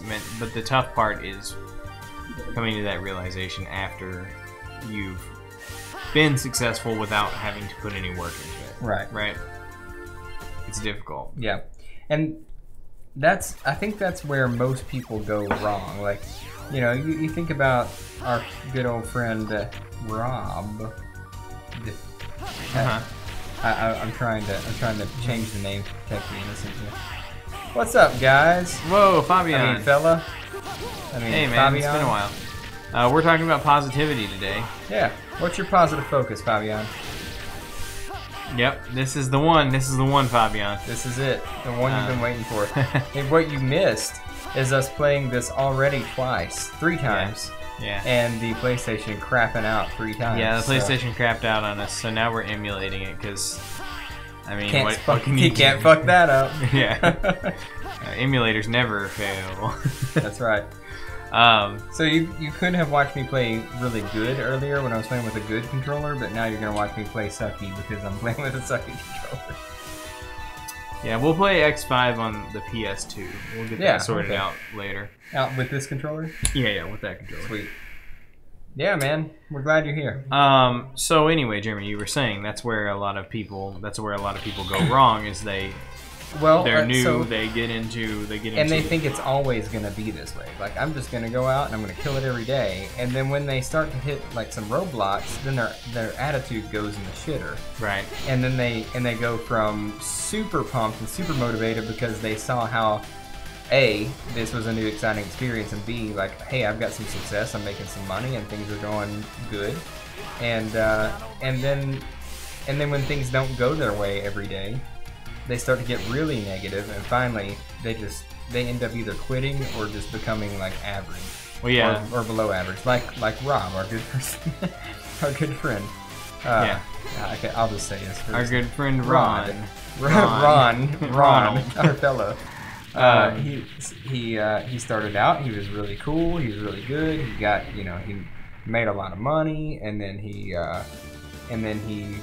things started getting not going his way, and he started getting really, really negative about the company and the branch in general.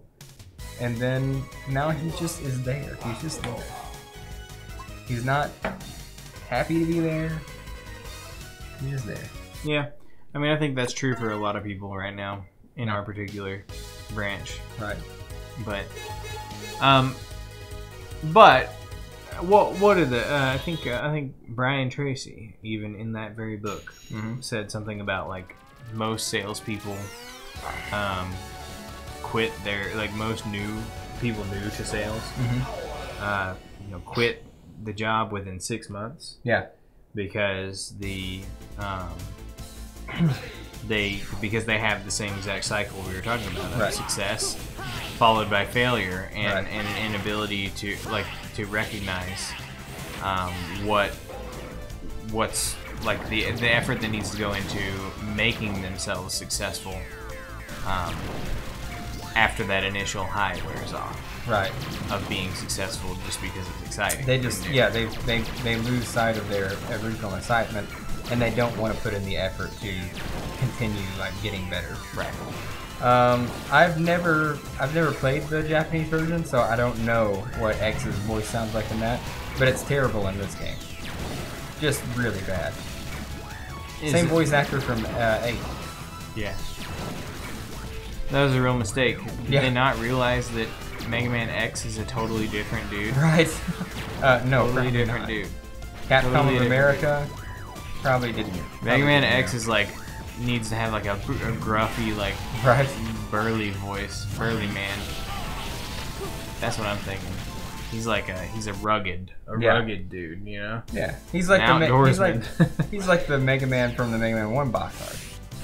Right, yes, he's that guy. They accidentally put Mega Man X on that box art. Yeah, they didn't realize that Mega Man X was gonna ever be a thing at that point, but they somehow. Well, Mega Man X, it was KG. See, I didn't push dash again that time. I don't know, man. I saw you dash pretty much, so. See, here you go, blaming the controller. If I'm just randomly fucking dashing for no reason, this doesn't seem I wasn't even touching these 4 buttons at the time. Yeah, but you were touching the D-pad. You can dash by double tapping the D-pad. I don't think I've ever accidentally dashed by double tapping the D-pad. Now that was my fault. I have. Yeah. Yep, you're right about that. 12-year-olds for sure. Yep. Now, okay, the Japanese version, does it sound more manly? Does Mega Man have like a... Time to get serious. Nani? No. Nani?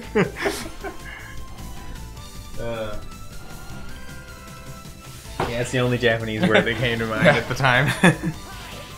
Ich ni son yong go roku nana hachi kyu ju Roku man. Rokuman. Yeah. So anyway. I mean, the two. I mean, now we're just kind of getting off on the sales, but the two most important skills of a salesperson are the ability to stay positively motivated and persistence in the face of adversity. Right. And those are two things that are easily fleeting for me. So I have to work on them every day or they go away. And sometimes they go away for so long that I forget about them. I just get in this routine of just doing my thing and thinking that everything or everyone else is to blame for the reason that I'm not making it out there. Right. Well, I think that's true for me to a certain degree. Also, I think I find it easy to just not. Yes, I can. I do it all the time. Go back and watch the VOD of this from earlier tonight where I was playing with the good controller, and you'll see me do it. The slash dash cancel. Oh, slash dash cancel. Yeah. So I'll show. I'll show it to you, but it's not going to be real smooth on this controller because the buttons are really squishy. But I will be using it. So Jeremy, how does this conversation we've been having so far about positivity, positive outlook, and putting in the work whenever you don't want to, how does this relate to other aspects of life, do you think? I mean, dude, it relates to everything. You know, there's when it comes to like relationships, things like that. Yeah. Sure. Okay. Yeah, see, this controller... it's not very impressive, Jeremy. There.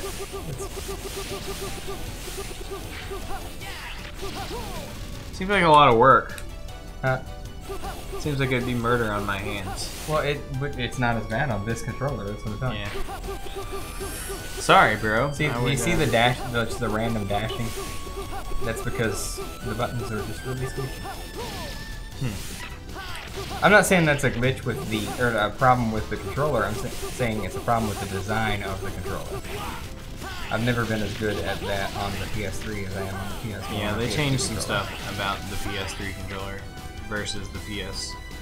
1 and 2 controllers, really. Is that a creepypasta? 0.exe? Or a creepypasta game file? 0.exe. You should go to sbnation.com/a/17776-football. Is that the exact URL? I think it is actually. Yeah, that's a good time. That's a good football article. If you got a couple hours to read an article about football, if you don't care about football, you should probably go read that article. You should definitely go read it if you don't. If you do care about football, it may not be for you. Yeah. Right. I'm pretty sure that most of the people who stumbled upon that on the sports website that it was on were like, "What the fuck is this?" Yeah. I'm sure a lot of them had a good time with it, but I'm sure there were some people who were like, "Well, this is a massive waste of my time. This isn't the sports content that I came here for." Right. Or is it? Is it sports content? I mean, I think it is. It's future sports content. Oh, 0.exe. Okay, yeah. I wonder if Microsoft sued because the exe is Microsoft's thing. I don't know. Yeah. I sure would have if I were them. Well, this is America. You know what? You can sue anybody for anything. You have a Game Boy, right? Or GameCube, right? Yeah, it's right over there. I will bring, when we're done with the Mega Man X games, I will bring Network Transmission and we'll play that too. Okay, cool. Because that is just another Mega Man game. So. Sick. I don't know how fast I can beat it. I've played it one time. Okay. I have it, but I played it maybe once. Well, bring it over. Yeah. See how that goes.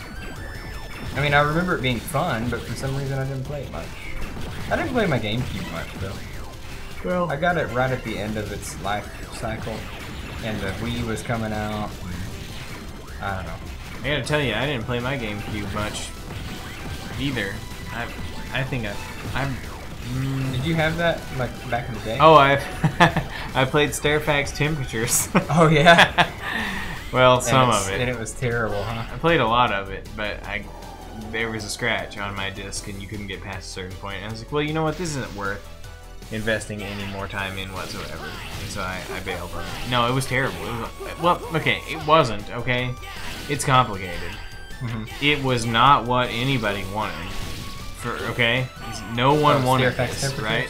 Yeah. No one wanted. Well, this. it's because it was actually a different game that they just reskinned into the Star Fox game. But with that being said, it wasn't. It had some things in it that were absolutely horrible. Yeah. But like overall, but overall, it wasn't that bad. It was actually kind of fun. But just in context of like pretending to be a Star Fox game. Yeah. It's like, what the fuck? Yeah. It's real bad in that context. Right. Outside of that context, it's like, I don't know, it was kind of fun. I had some fun with it. It's just an adventure, fun dinosaur game. Dinosaurs. Yeah. I don't know. It wasn't the worst, but it was definitely was not worth like finding another disc and playing more. Right. Whenever I got to a part where it would not load the next level, I was like, well, I guess that's enough. Yeah. I guess I'll just have played, like half of this game. Right. And called it quits.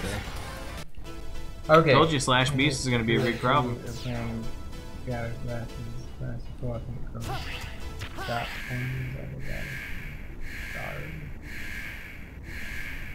The what? What, the Barbie? The Barb? What? The what? I don't know what. Kratos. Are you talking about? Oh, okay. So Kratos. You look like Kratos. I don't know what he's talking about. I'm the one playing, by the way. If that's what you're asking. Look, no hands. I'm always the one playing. Well, it's only true of Mega Man stuff. Caleb is just here. Trust me, I'll play some games. Just wait until we get Metal Gear Rising out. I'm gonna play the crap out of that. Yeah, I suck at that game. It's really bad. We're gonna do co-op Shovel Knight, right? Are we? Is it co-op? Yeah. Yeah, let's do co-op Shovel Knight. Sure. I want to do some co-op. Co-op's fun. Yeah. I miss co-op. Shit. Yeah. I suck at Slash Beast because I'm not real well practiced in this battle. No, because you always use the Anniversary Collection's cheat. Yeah. Glitch. Instead of getting good. Is there a better controller than this? Or is this the only one you got? I don't know, let me take a look. Because I really like to enjoy playing. I have another one, but I don't know if it's any better. Yeah. A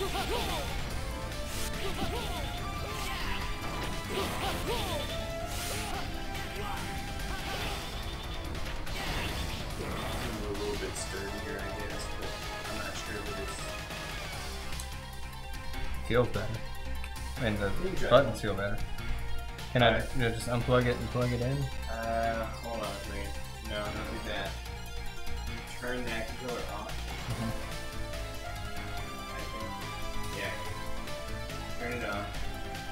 And then plug that controller in. This one? Yeah, we'll wake it up. Then unplug it and pair it? Then unplug it and pair it. Oh wait, no, it paired. No, it didn't. Oh wow, it's like dead. Hold on, hit the home button. Just hit the home button. And then try button. Oh yay! I just wasted a something. Cool. Sweet. Alright. Oh, look at that. Look how much better.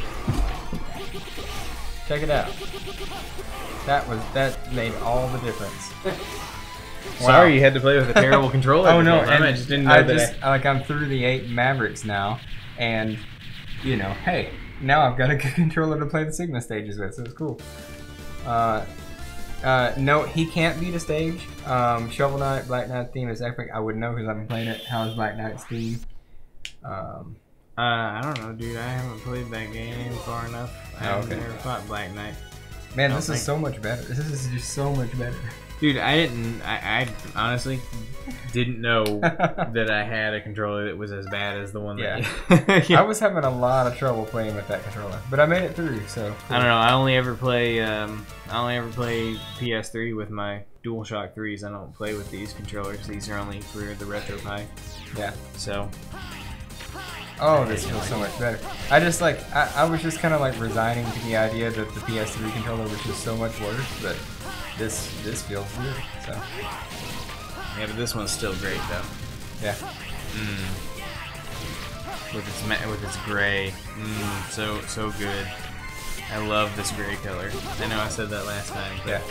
Oh no, that it's controller is still better. I'm just saying this is way better than. I just love the color. Yeah. PlayStation. Yeah. PlayStation gray. Tagline, it's still just gray. So, anyway, relationships, positivity, right? Yeah. Right, what about self-esteem, though? What about it? What about self-esteem? Like the way you feel about yourself? You know, isn't that also a part of this positivity discussion? Well, sure. I like that pose. Yeah, it's pretty cool. Really good way to enter a door. I mean, of course, but if you're a positive person, if you practice positivity, then you're going to have a higher self-esteem, like automatically, right? You're going to feel better about yourself when you're doing things better and your day-to-day life is better. Right. You're automatically going to feel better about yourself. Sure. You know, I had an experience the other day. I mean, bring it right back to the job. Right. Even though we were kind of getting away from that, but I just thought of it. Had an experience the other day where, man, I did a thorough risk assessment. Like I was all over this house. You know, yeah. I was outside of it, climbing up on bricks, reaching up to decks, that like there was a deck on this house that was not accessible from the ground because it had no staircase, right? Mm-hmm. And but there was like a brick retaining wall down below it that was tall enough that you could stand up on the bricks and then you could reach up and grab onto the side of the deck, mm-hmm. and would be able to climb up on it if you wanted it. Right. And there was like a row of windows and door on the back of the house that went to that deck, and I actually like physically went over there and like tried to climb it, and I was like, this is climbable. Yeah. And that was something that when I brought that in to the customer, I was like, look, you know, this is something that can be done. I reached up there and grabbed onto this area. So you look at that and you think it's not an area that is of concern, but it's a huge area of concern. Mm-hmm. Because, you know, somebody who is looking for an easy way in is going to see that as a vulnerability.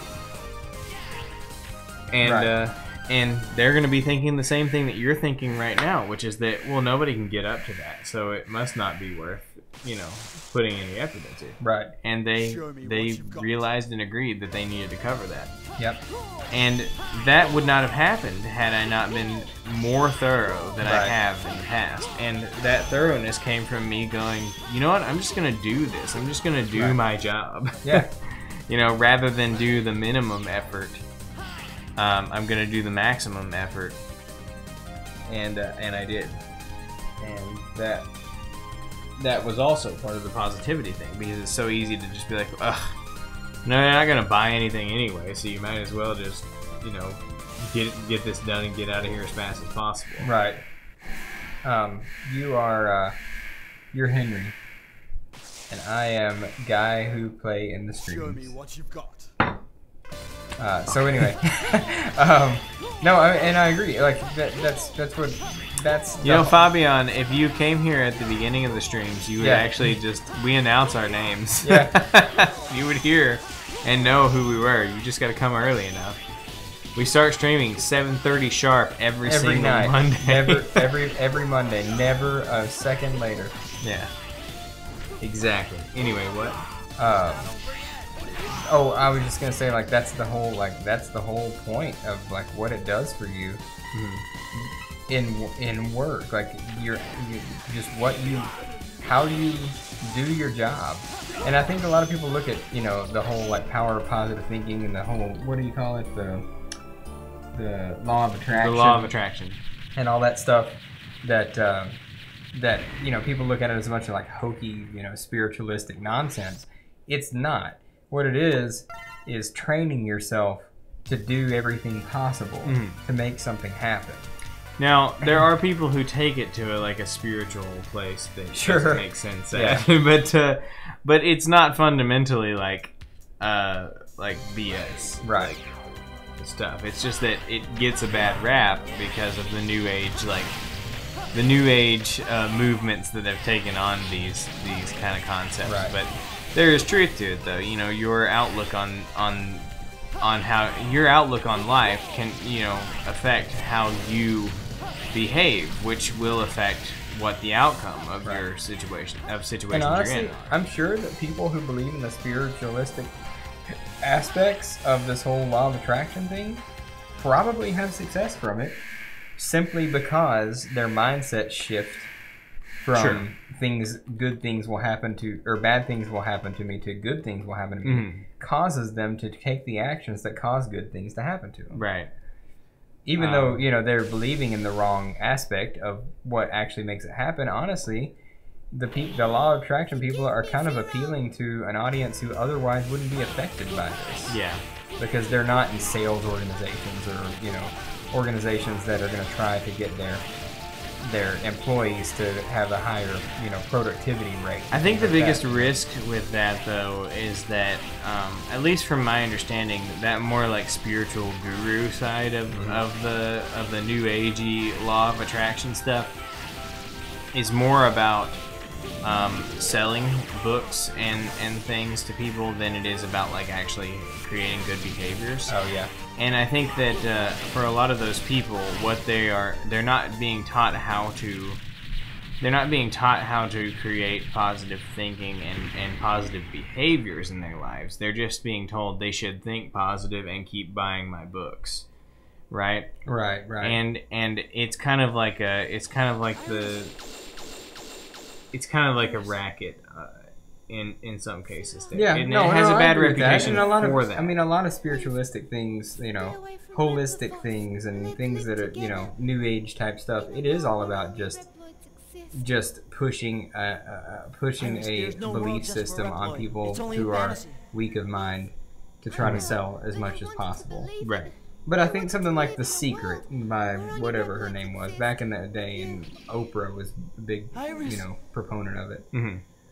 It's all weird spiritualism stuff, but moment of silence. Sorry. Like him shaking her in her limp body. No, this is the only scene I will not skip. No, this isn't happening. There's no reason for me to go on. What am I fighting for? It's pretty good.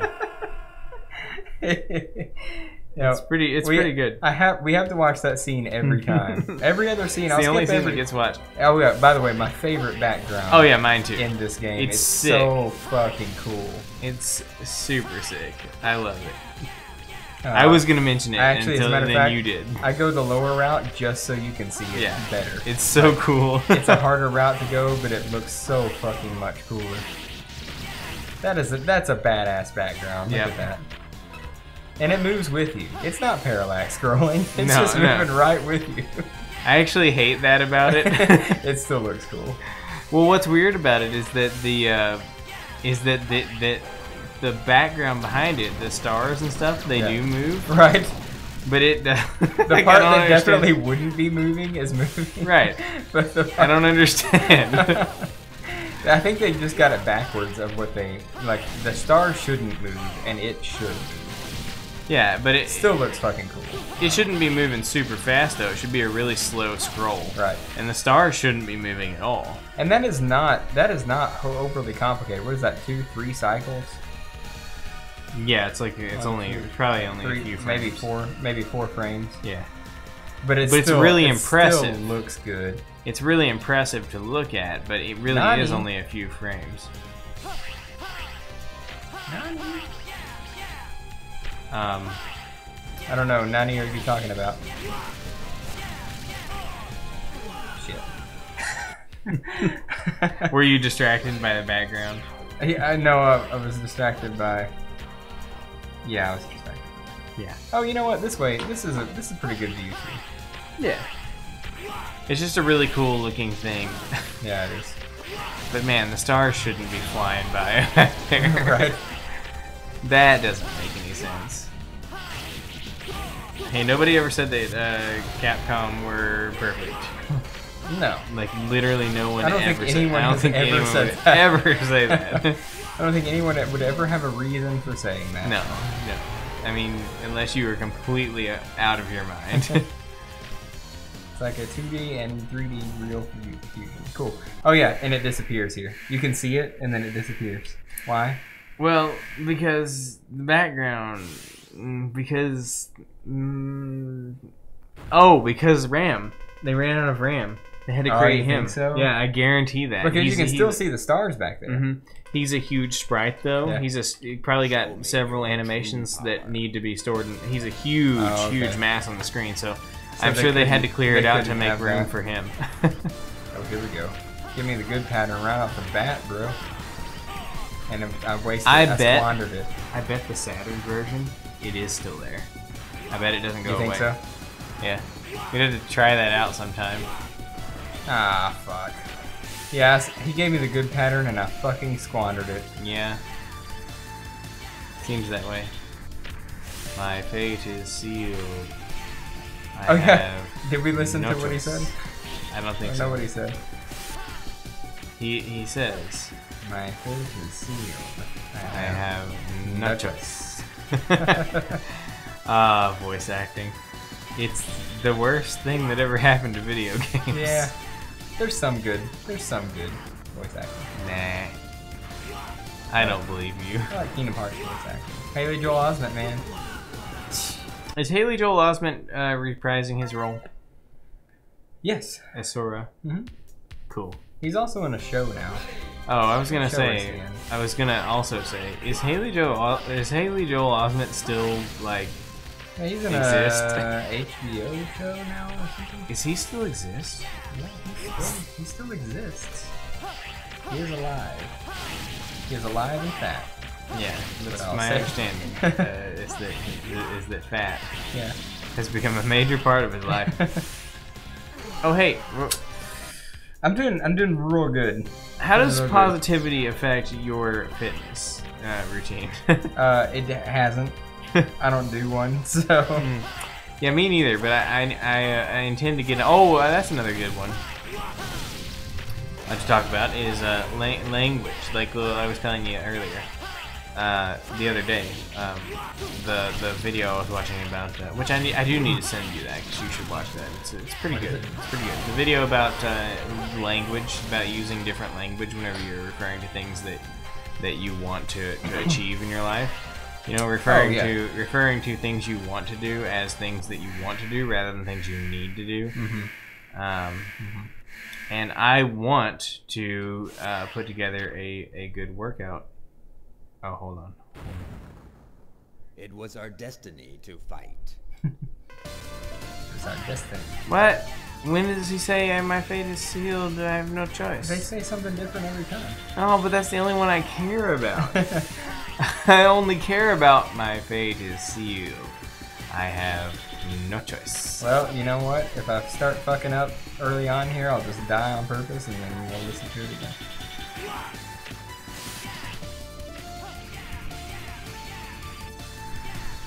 I don't understand what you're trying to say here, Fabian. Fabian, is English your first language? I was gonna say no. So anyway, I want to get a fitness routine put together, so that I can become a fit boy. Yeah. Yeah, I want to be a fit boy. Yeah. I mean, look at this, look at this foundation. You know, look at this frame upon which such muscles could be put on them. Yeah. I mean, I just have to do it. That's all there is to it. I mean, so positivity, man. I can do it. I can be a fit boy. I've been there. I've been there before.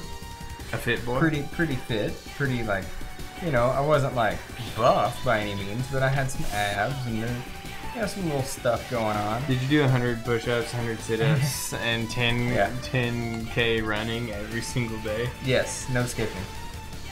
But then I.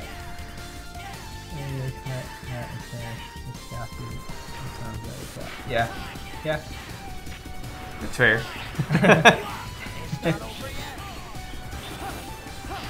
You really like cats, right? I'm getting that you really like cats. 9. So anyway, here I'll just do this because, and yes, I actually understand now what you were saying. You're saying you haven't seen me lose this many times up until now, and it's the background's fault because the background disappeared just now. That's well, because the background's distracting for the. Yeah, we have 2 cats like running around here right now. They're over there. They're back there. They're behind that door. They're not allowed to be in the streaming room.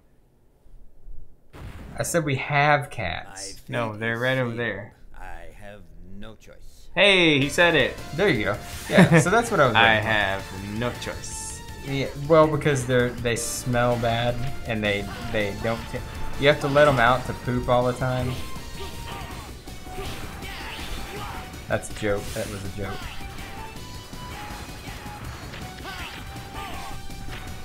My fate is sealed. I have. So anyway. No choice. Yeah, there's one of them. Here's Paul. He's a cat that I have. He loves being on stream. That's why you've seen him so many times. Right. He's a good cat. He likes being pet. Yep. Groundbreaking stuff, I know. He's a good cat. His sister is not so cool.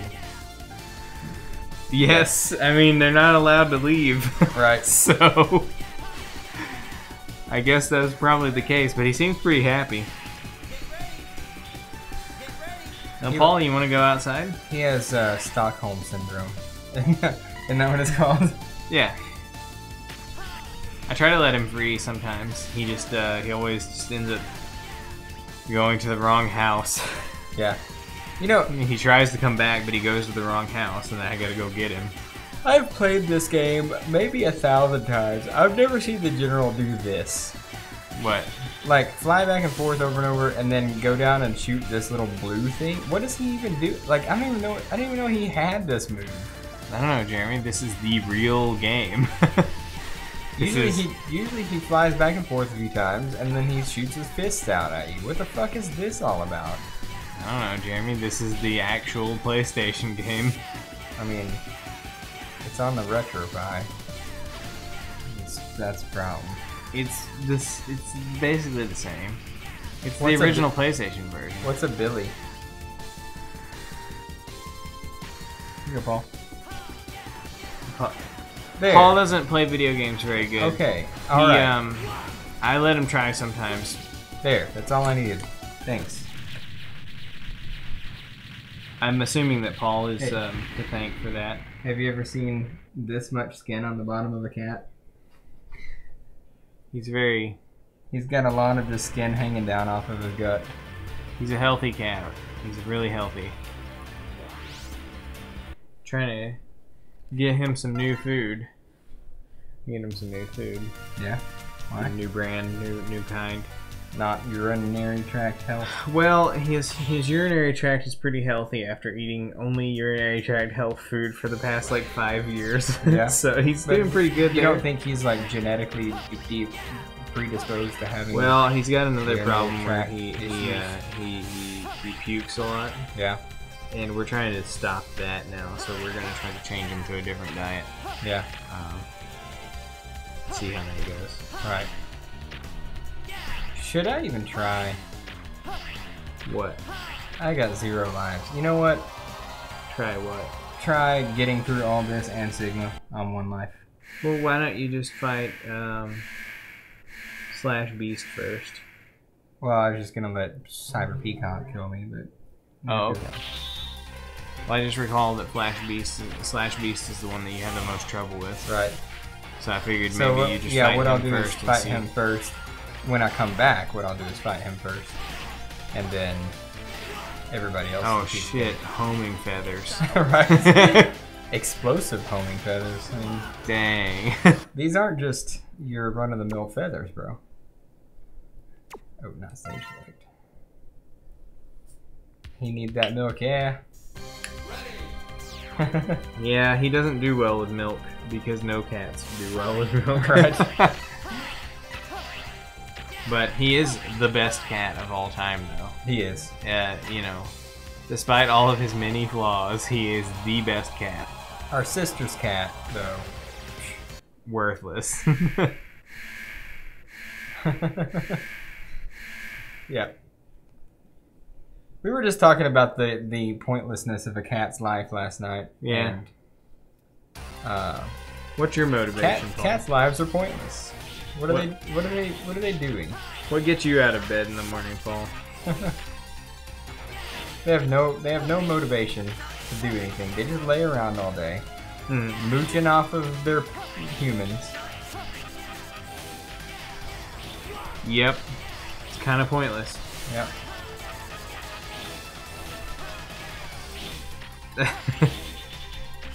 Yeah. I think Paul. I don't know that Paul is really aware of anything that's happening here. To be honest. Yeah. I don't think that it's really a concern. Yeah. I mean, that was their original purpose, I guess, for living in homes. I don't think Paul knows how. But yeah, I don't. Paul definitely wouldn't be for that sort of hunting thing. any rats. Paul used to be my cat, and then when my daughter was born, Caleb I came and stole him from me. And he won't give him back. So. I figured that you wouldn't notice, since you had your daughter to deal with. Yeah, well, I do notice. I was like, I need a son of my own, so I stole him. Yep. Hey, look. All I know is that Mom told me that you were gonna give Paul away. No, that is not true. That is what Mom told me. Is that you were looking for someone to give to Paul. No, that's okay. Give Paul to. That is no. We were looking for a temporary home for Paul while Kyrie was a baby. Yeah. And then we were gonna get him back. That was the whole plan from the beginning. But Jeremy, do you okay? But you gotta understand. Okay, even with if that was your plan. Okay, even if that was your plan, right? Okay, first off, Mom is the one who communicated this to me, and she said, always "Okay, yeah, everything that's wrong. irrelevant, though, Jeremy. That's irrelevant." Okay, so, Mom communicated this to me, and it was wrong. Of course it was. Yeah. Okay, but that's not relevant. The relevant part is think about it from the perspective of whoever you had Paul go to their house and live there for a couple of years. Yeah.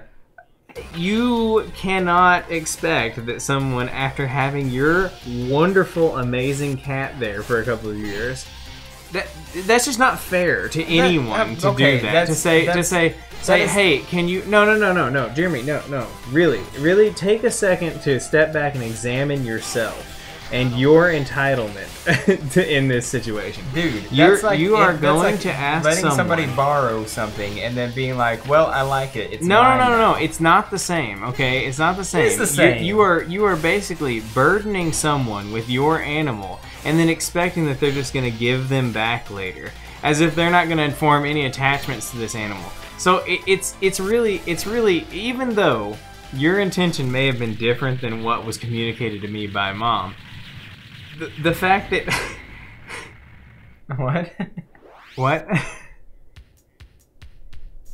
Okay, so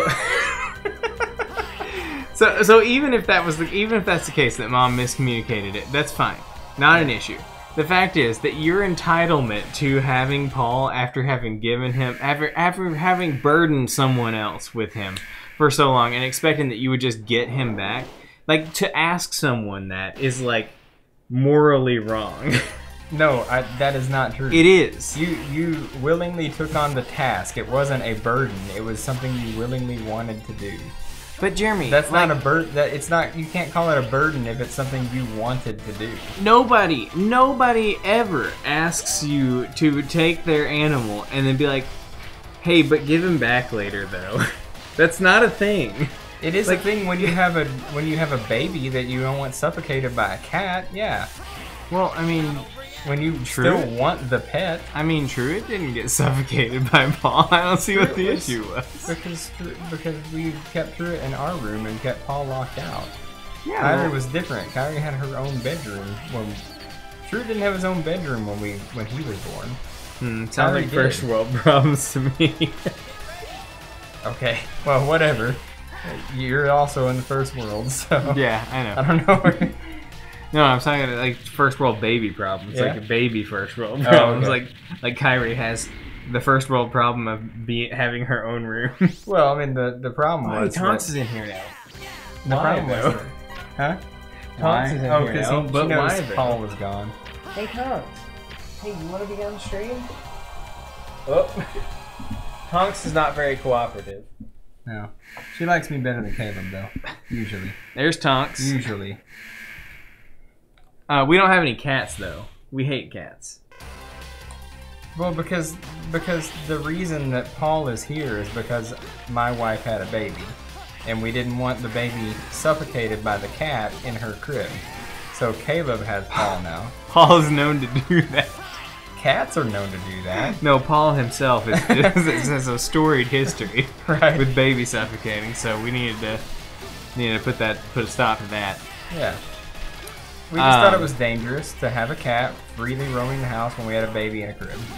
So we asked if someone would like to borrow Paul for a short time. And Caleb said, "Sure, we'll take him and we'll give him right back as soon as you're ready." I didn't say that. I didn't say that. That's what you said. I never said that. I have a recording of it if you want to hear it. You don't, though, because I never said that.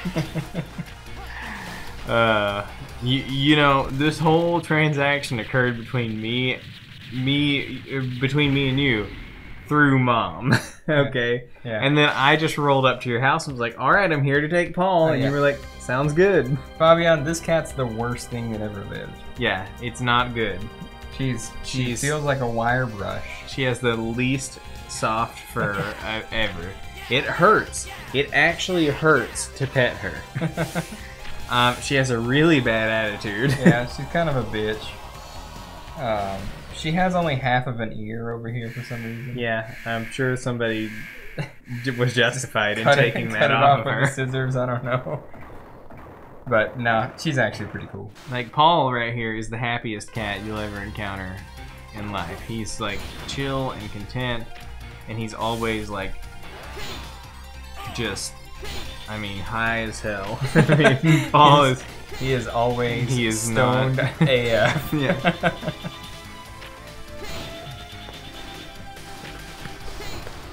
What? What do you say? I don't know. It's complicated, and I don't understand it. So take this cat, but you give that.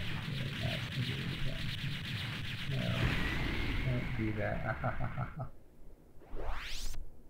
So anyway, the important thing, the key takeaway. Oh yeah. Oh no, we just give Tonks a hard time. Yeah. She's all right. We demand more from her than Paul. Paul just naturally, you know, melded into each of our respective families. Tonks, you know, she's the outsider. She's got to work for it, and she doesn't. Paul, don't have a bad attitude out of nowhere. You're gonna make us look bad. Right. We were singing your praises. Oops. I thought you were gonna fight Slash Beast first. Yeah, I forgot. Bro, if you die, it's not over yet. But I mean, if I die, I've got 2 more lives. Yeah, but it's just a waste of the boss rush that you just did. You know. I think once you get to Sigma, you're stuck at Sigma. I don't think, like, even after a game over, I think you're good. I'm just saying that whole boss rush you just did was kind of a waste because you... Oh, okay. As long as you... Okay, I see. Never mind. Yeah. Well, still, I think my point stands. What? That my boss rush was a waste? Well, if you die again, then you're... I got another life after this. And if you die again, right? Then I'll use a sub tank instead of dying. Okay. Well, just Cat versus Sigma. I mean, I don't think it would go too well for. I don't think it'd go too well for Paul. No. They're not very good at video games. Tonks doesn't have any claws, and Paul doesn't do any. Oh, you're talking about in video game form. I thought you were talking about like if our cats went to fight Sigma. Oh, well, I mean, I guess that could be the case. Yeah. Anything's possible. I mean, really. Paul would just lay there and wait for the lightsaber scratch of, you know, Huh?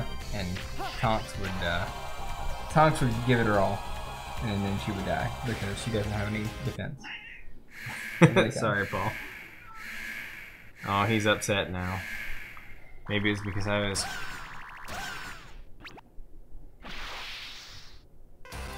Yeah, well, that happens. Paul will do that if he's really scared. If you freak him out real good, he'll dig those claws in. But usually he doesn't, and that's why we never got him declawed. But he does like to scratch up carpet, though. That's kind of annoying. Is this coming back, or did we just lose it? Oh, we just lost it. Did a cat do that? Well, Paul ran down there and bumped into it, and it stopped working. But I don't understand what actually is wrong because.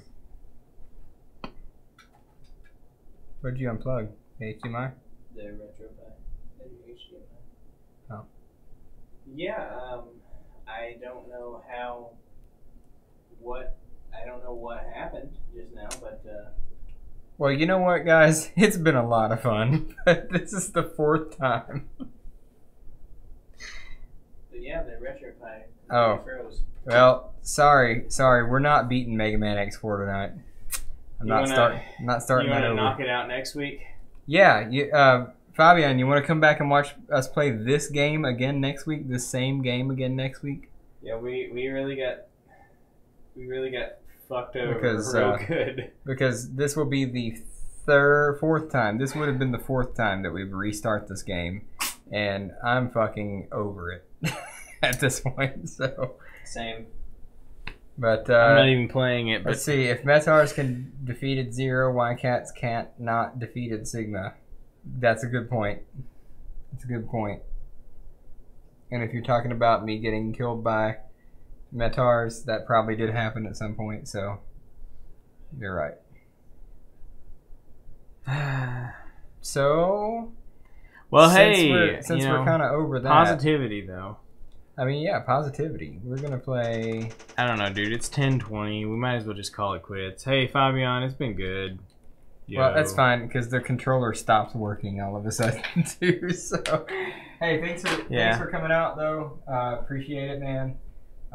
Everybody who stopped in over the night, very cool. But we're really kind of worn out from this whole having to start this game over so many times thing. So we're thinking about giving up on playing video games ever again. Right. But we got cats. You're right. Yeah, they got that going for us. So thanks. We'll be back next week at the same time, playing the same game. Apparently. Yeah, and maybe we'll have a different topic next week. Yeah. I might like get through most of the game off stream, and then we'll just fight Sigma, and then we can get on to the next game. That'll work. So, all right. Well, see you next week. Later.